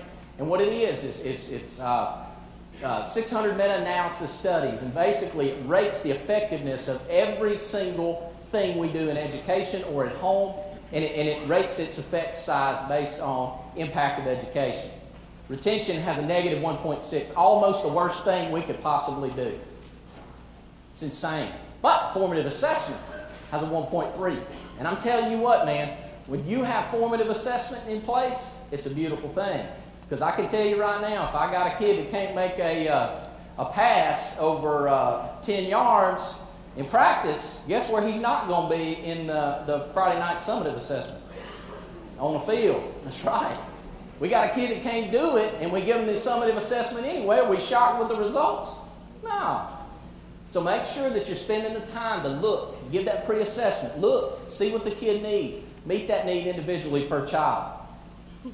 Summative assessments are necessary. We have to know. They need to be evidence of mastered standards. That is what a summative assessment is. Compare the two. Formative assessment is like going to the doctor when my head hurts. He's going to take my temperature, or she's going to give me a pulse, she's going to give me a pill, and she say, come back in 2 weeks, and then she's going to take my temperature again. And if it's better, she doesn't give me any more medicine. If it's not better, we do something else. That's formative assessment. Summative assessment is an autopsy. It's over. It's done. The only difference between a tool, I can take any test and use it in a summative manner or a formative manner. But if it changes your instruction based on the data you received, and then you do something with that and you change your instruction, it is a formative assessment. If it's standalone and it's just a grade like our MCT2s or our SATPs or ACT scores, those are summative assessments. But I will say this, because we protect so much of our tradition with education, that we hold our children in K-12 at a higher regard than we do doctors and lawyers and accountants and teachers. And I'm not going to ask you to raise your hand, but is there anybody in this room that didn't pass their driver's test the first time? Uh-oh. Yeah, I got a brave soul. Are you driving now? Yeah, you can drive now. That's good. So with that statement, I have to make the assumption that in that grown-up test that he failed the first time, he got to take it again for full credit. Is that correct? I said again. Did you take it again? I didn't fail driver's test. Right, you took the test again, right? And you passed it. Did you pass it?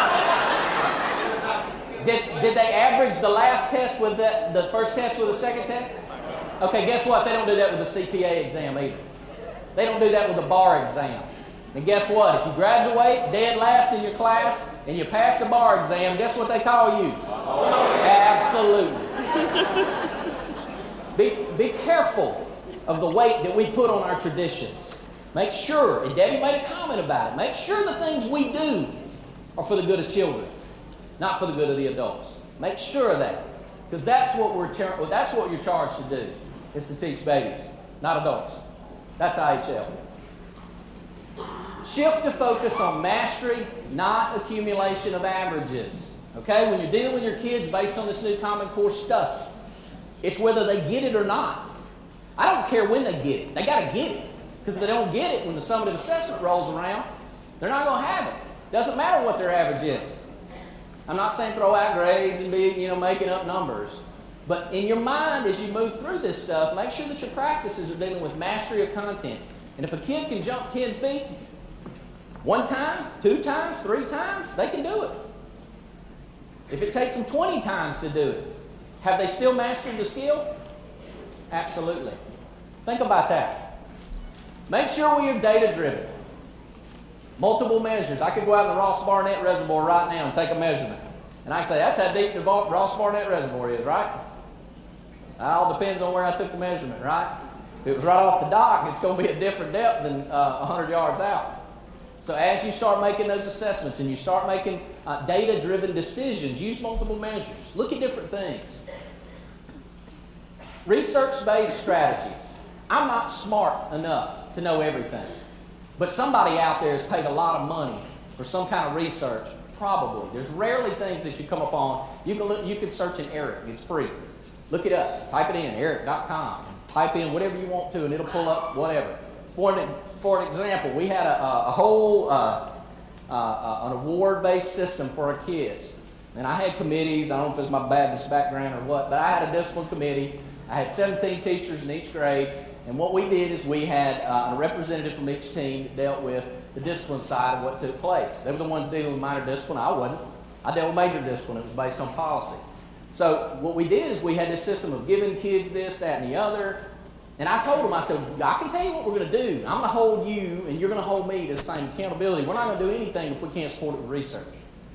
So somebody came in with a research document that showed me that if you reward children at the end of a performance or the end of an expected activity, then it had zero impact on increasing the performance. And I couldn't believe it. I was like, are you crazy? But if you did it incrementally and collectively and publicly where other kids saw it, and you demonstrated what the child was doing to have mastery, then it increased the performance of all. It was simple to us. So we changed what we were doing based on what the data said.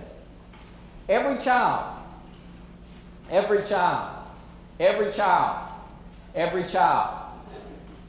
Rig Sheely changed my life. Some of you know Rig Sheely. He is my pride and joy. He is the one that it is hard for him not to be my favorite. And I love my boys. Anybody that knows me, I will tell you right now, nothing matters to me more than my family. My 3 boys and my darling bride are my heart. But when Rig Sheely was born, and he was born with a disability, buddy, did it change an IEP meeting for me as a principal. I want you to know that every child matters. Every child counts. Every child matters. No longer can we get an overall average of performance of a group of children and say, hey, that's pretty good right there. Most of our kids, 70% of them, proficient in advanced. Heck yeah.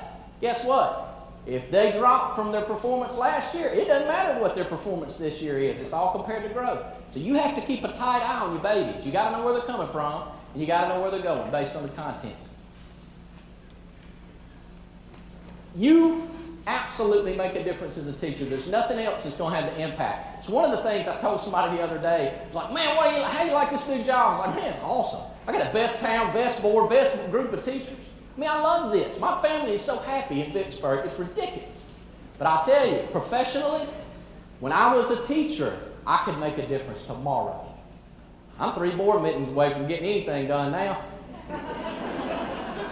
You got a plan. It's like strategy. You got to play chess. Teachers, you are the ones that do it. It doesn't matter what we do up here. Y'all know that. Y'all know it doesn't matter what they do at the State Department. It doesn't matter what they do at the feds. None of that really matters because you are the one that makes a difference. You are the one that changes lives. Research says that good instruction is 15 to 20 times more powerful than family background, income, race, gender, and other explanatory variables. There are people out there, liars out there, that will tell you that these other things matter and they don't. What you do matters. You can change any of this stuff. I didn't get permission to use her name, but I am going to use her story. It was a lady that I met the other day for the first time about a month ago. We've since become acquaintances, talked a good bit. She told a story about when she was in high school. She said, I sat in a class. I never intended to graduate. I hated school. I didn't want to be there. Sometimes we didn't eat. Sometimes I didn't have clothes on my back. My family didn't have money like we wanted, and it was hard, and I never intended to be anything. She graduated. She works at the State Department now. She's way on up there. One of you in this room knows exactly who I'm talking about, and it was a statement that this person made, and they said, I want you to know I'm from Vicksburg, Mississippi, and I didn't want to be anything, and I had a teacher, and his name's Mr. Wong. Is Mr. Wong here? Vicksburg.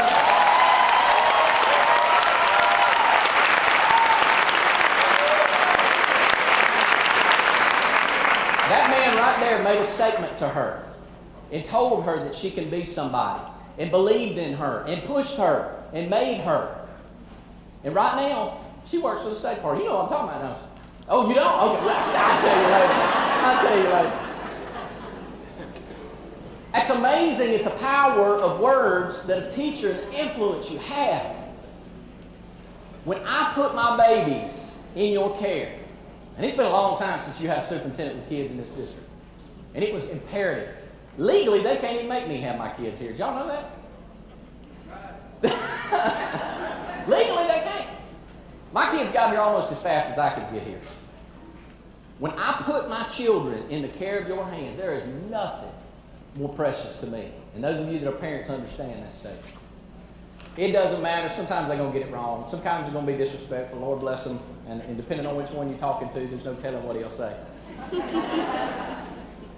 But they're worth it. They're absolutely worth it. They're worth it. You have the power to do it. That is what you do. There are people every day that make more money than you that hate their jobs.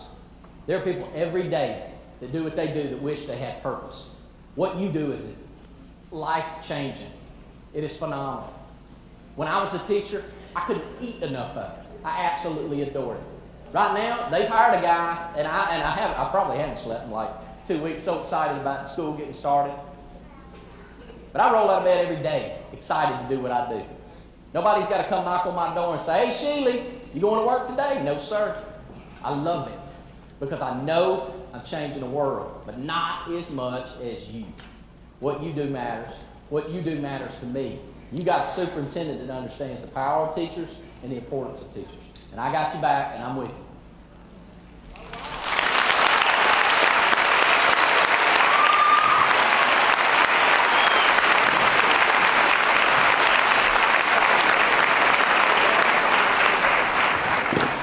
And he means every bit of it. He has your back, and he'll do anything to support you. I'd like to take a minute to recognize our board members and our special guests. And our board members, our president, Brian Pratt, would you stand, please? Our vice president, Jim Sturgis. Mr. Joe Lavazza, our secretary, Coach Stevens. And Sally Bullard is not here with us, but she is here with us in spirit. And we've had several community members here. We've had Police Chief Walter Armstrong, who was there, of course, our mayor. We've had both of our aldermen here, but they had to leave. And we have had several of our ministers walk in and out, and I'm seeing them through the back, so it's kind of really hard to recognize them in the back, but we thank you for the service that you provide to our system, to our staff, and to our teachers. I would also like to take a minute to thank our administrators. And would you just stand when I call your name, please? The administration and central office. Mr. Lumbright, Dr. And you can hold your applause so I get everyone. I always call him Michael. Dr. Winters, of course, Mr. Campbell. In our audience, we have Gail Kavanaugh, Dorothy Wallace, who was McInnes, our new business direct manager, one of them anyway, Shakita Burt. We have all of our nurses, Amy Deason, our SPED director, Laura Prather, our federal programs, and she's in here somewhere, I just can't recognize her. But we have several departments that provide a very valuable role in your lives, and that's our special education department. Let's give them a round of hands. I'd like to take a moment to also to recognize our nurses who are silently working all the time, and we appreciate what you do.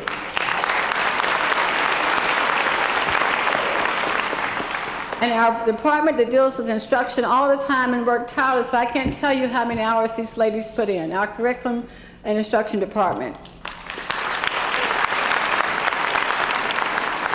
Now let's see who loves their school more. We're going to find out right now. Calling the principals first. And I'm going to ask Mr. Campbell to come up. Okie dokie.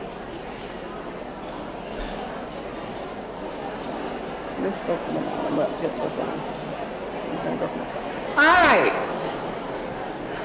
The principal of Grove Street School, Mr. Lee Dixon. Let's give a round for Grove.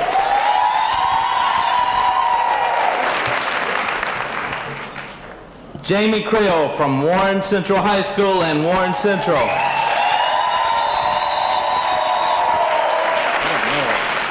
Doroski McDonald, Vicksburg High School.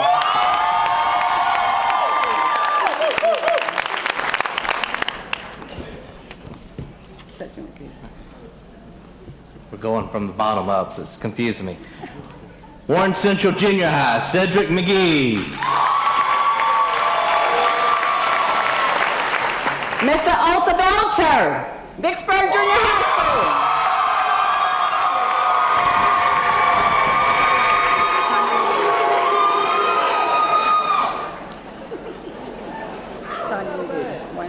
School. Warren Central Intermediate, Miss Tanya McGee.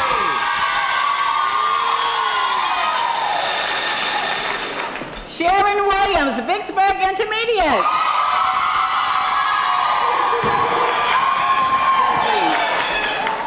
Warrenton Elementary, Mr. Derek.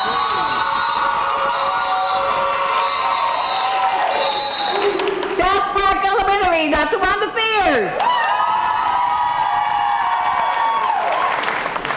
Sherman Elementary, Mr. Curtis Ross.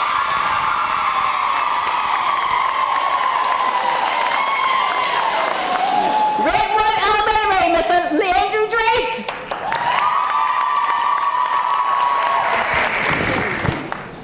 Dana Road Elementary, Sherry Williams.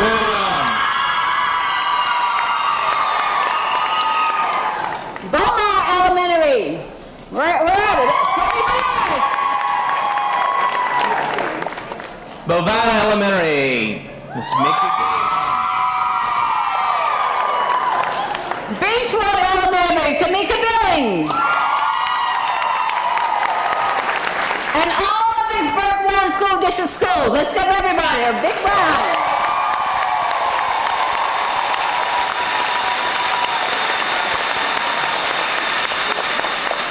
If our board members and our superintendent would go down front, please. Principals, we are about to give the awards for Teacher of the Year and Parent of the Year. If your Parent of the Year or Teacher of the Year is not present, please come down to receive it.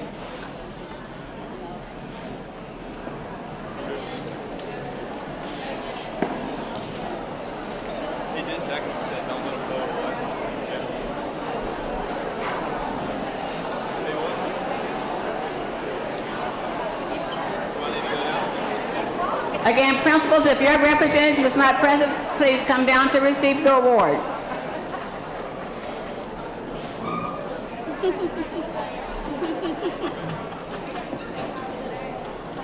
For our principals, if you would line up on this side, over here to my left. Parent of the Year for Beechwood Elementary, Emily Custer.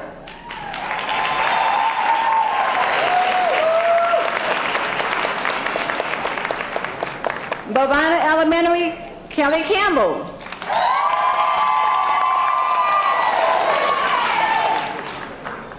Beaumont Elementary, Tiffany Harrington.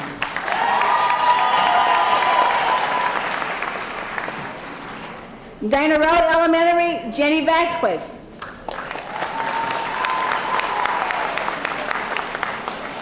Redwood Elementary, Angela O'Brien. Sherman Avenue, Terry Lockhart.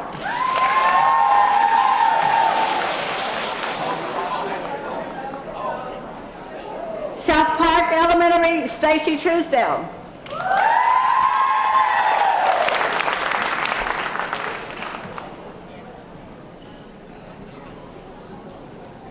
Warrington Elementary, Charlene Ross.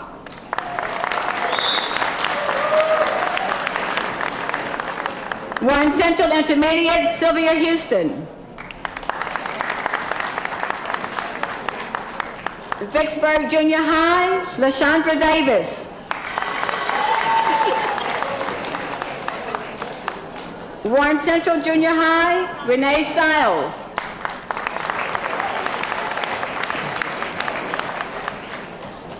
Vicksburg High School and Warren Central High School both have the same Parent of the Year, an awesome parent, Cassandra Reed. Let's give her a big hand.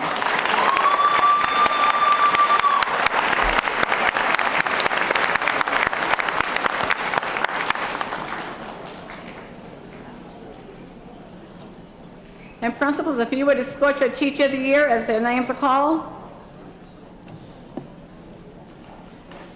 It's pretty special to be named Parent of the Year for 2 schools, so we applaud you.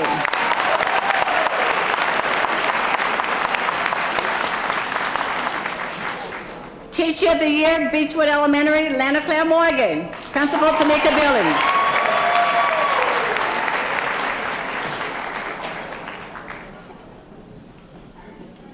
Bovina Elementary, Teacher of the Year, Amanda Gordon. Principal, Mickey Ginn.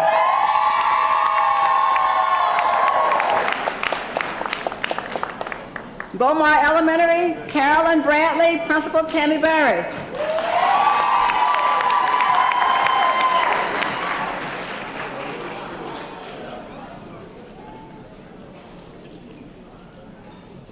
Dana Road Elementary, Neely Ming. Principal, Sherry Williams.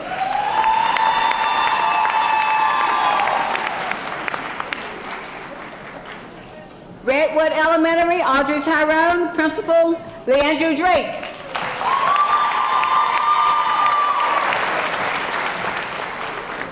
Sherman Elementary, Tammy Tillotson. Principal, Curtis Ross.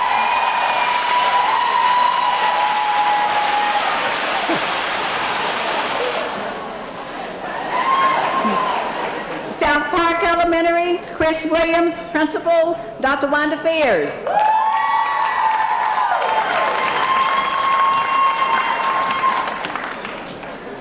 Warrington Elementary, Sharice Brown. Principal, Derek Reed.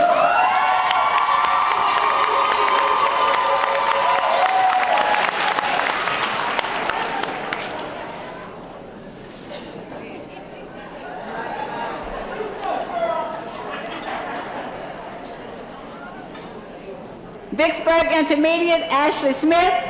Principal Sharon Williams.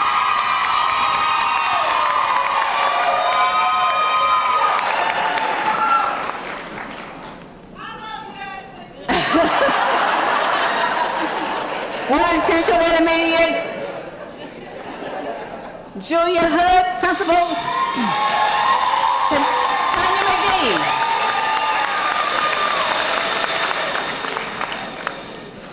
Vicksburg Junior High School, Krista Broomfield, Principal Otha Belcher.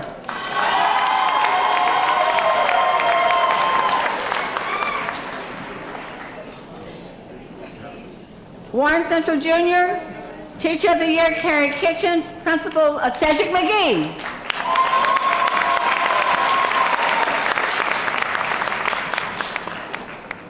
Vicksburg High School, Andrew Hoyt, who's no longer with the district, but we have Mr. Jason Bennett as the assistant principal receiving the award for him.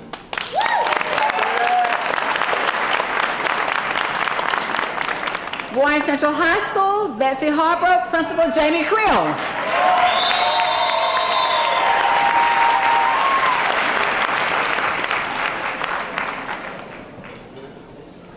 Grove Street School, Teacher of the Year, Mary Anderson, Principal Lee Dixon.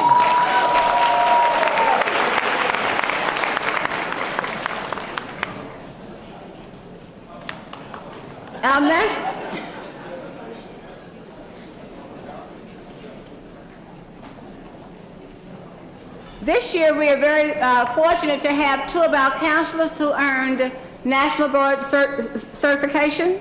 They are Tanya Drake and Latricia Williams. Come on down. Mr. Belton, Miss Willis, I thought I saw you earlier. Come on down. Jamie.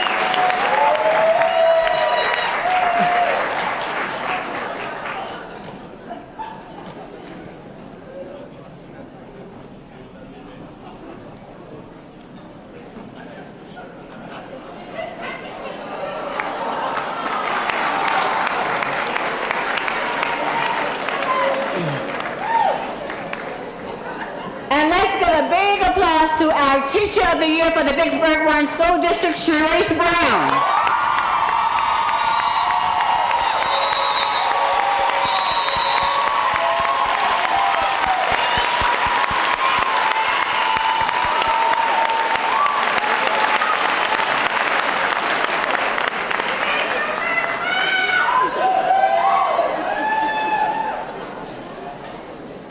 And our Administrator of the Year, Cedric McGee.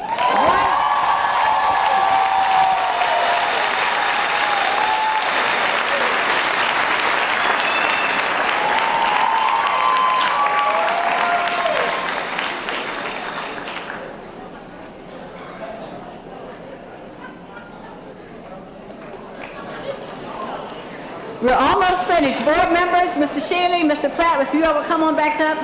Come on, Coach Stevens. Thank you, principals.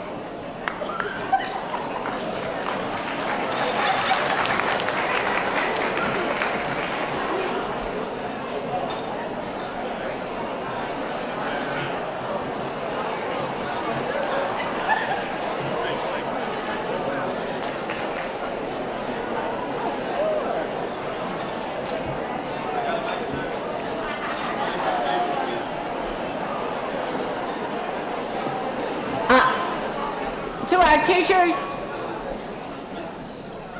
well, I did call, because I have it written here, Tiffany Harrington. We were having so much fun. I'm sorry if she didn't hear me, but we do have for our, oh, I see what this is. We have a special award. Miss Burris, would you come back down, please?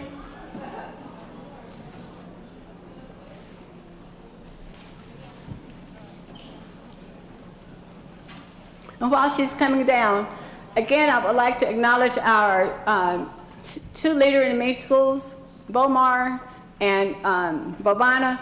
We have added another one. I would like to congratulate the staff of Dana Road because they worked hard and they got in.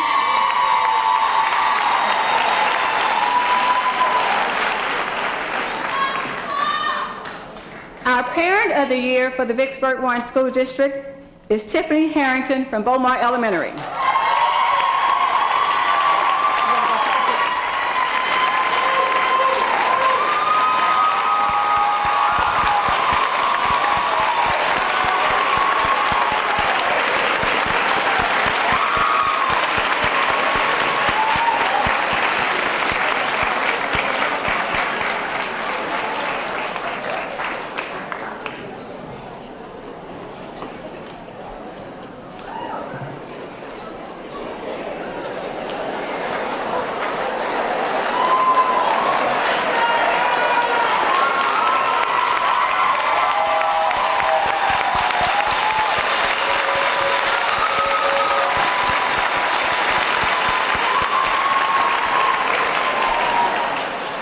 And now our wonderful board president, Brian Pratt.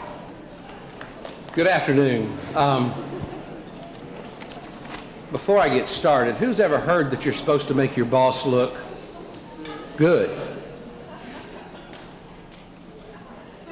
On the program, I'm listed at the end to follow all the wonderful speakers today. So we should be crescendoing, not coming to a low. So I will try to meet your expectations. Chad reminded me yesterday that I'd be doing the welcome.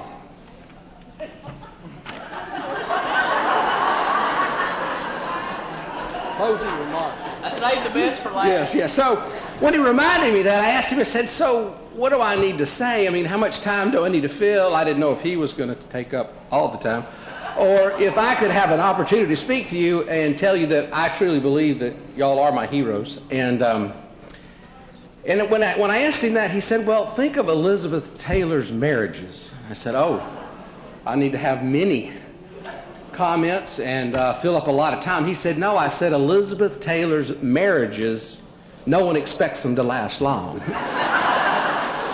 So I will try to be brief. I've said this before, but I will say it again. I will give you the Brian Pratt recipe for successfully educating a child. And that is an involved parent, an engaged student, prepared teacher, and a supportive administrator. And they are, in my opinion, in that order of relevance. We have to find ways to engage our parents. I think Judge Price helped us with some ideas here today. We have to find ways to reach the talents of those students. And our Leader in Me schools, I'll tell a little story real quick and I'll get down. A.B. Combs Elementary and is a Leader in Me school, had a child, and this child was truant. She was a C and D student. She wasn't there every day. She wasn't participating. And the Leader in Me program helped her identify her talent. And the principal of that school of A.B. Combs, Muriel Summers, asked her one day, she said, what do you want to be when you grow up? And she said, I want to be on American Idol. So the principal thought about it for a minute. And if you're not familiar with the Leader in Me program, they try to identify the talents of each student. It might be academic, it might not be. And they thought, well, she said, I have something for you to do, and you'd have to be here every day to do it. And the little girl lit up, beaming from ear to ear, and she said, what would that be? She said, I need you to sing happy birthday to every faculty member, to every student and staff. And we'll create you a chart on the wall, and every time you complete that task for that individual, you get to mark it off, and you can meet your goal. That gave that child something you mentioned, which was relevance. It also gave them a purpose. It made a personal connection with that child. That child received nothing else different in the classroom. The same thing they did every day for that child, they did the next day and the next day, except she had relevance, she had a personal connection, and she wanted to be there. That child became an A and B student. So what y'all have in your hands is the power to change lives. And we appreciate what you're doing every day. I know we're on a long journey. We're proud of each and every one of you.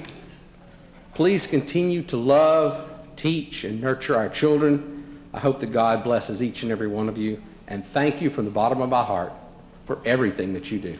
Thank you.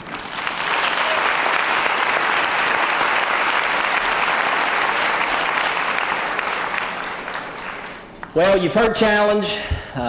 You've been, my sides are a little sore and so are my cheeks from laughing. I've had a good time today.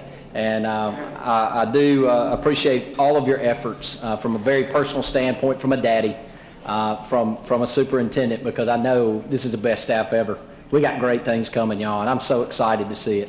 I appreciate my board being here and the support that we have. And we have Reverend T.J. Tennyson, who has patiently waited all convocation.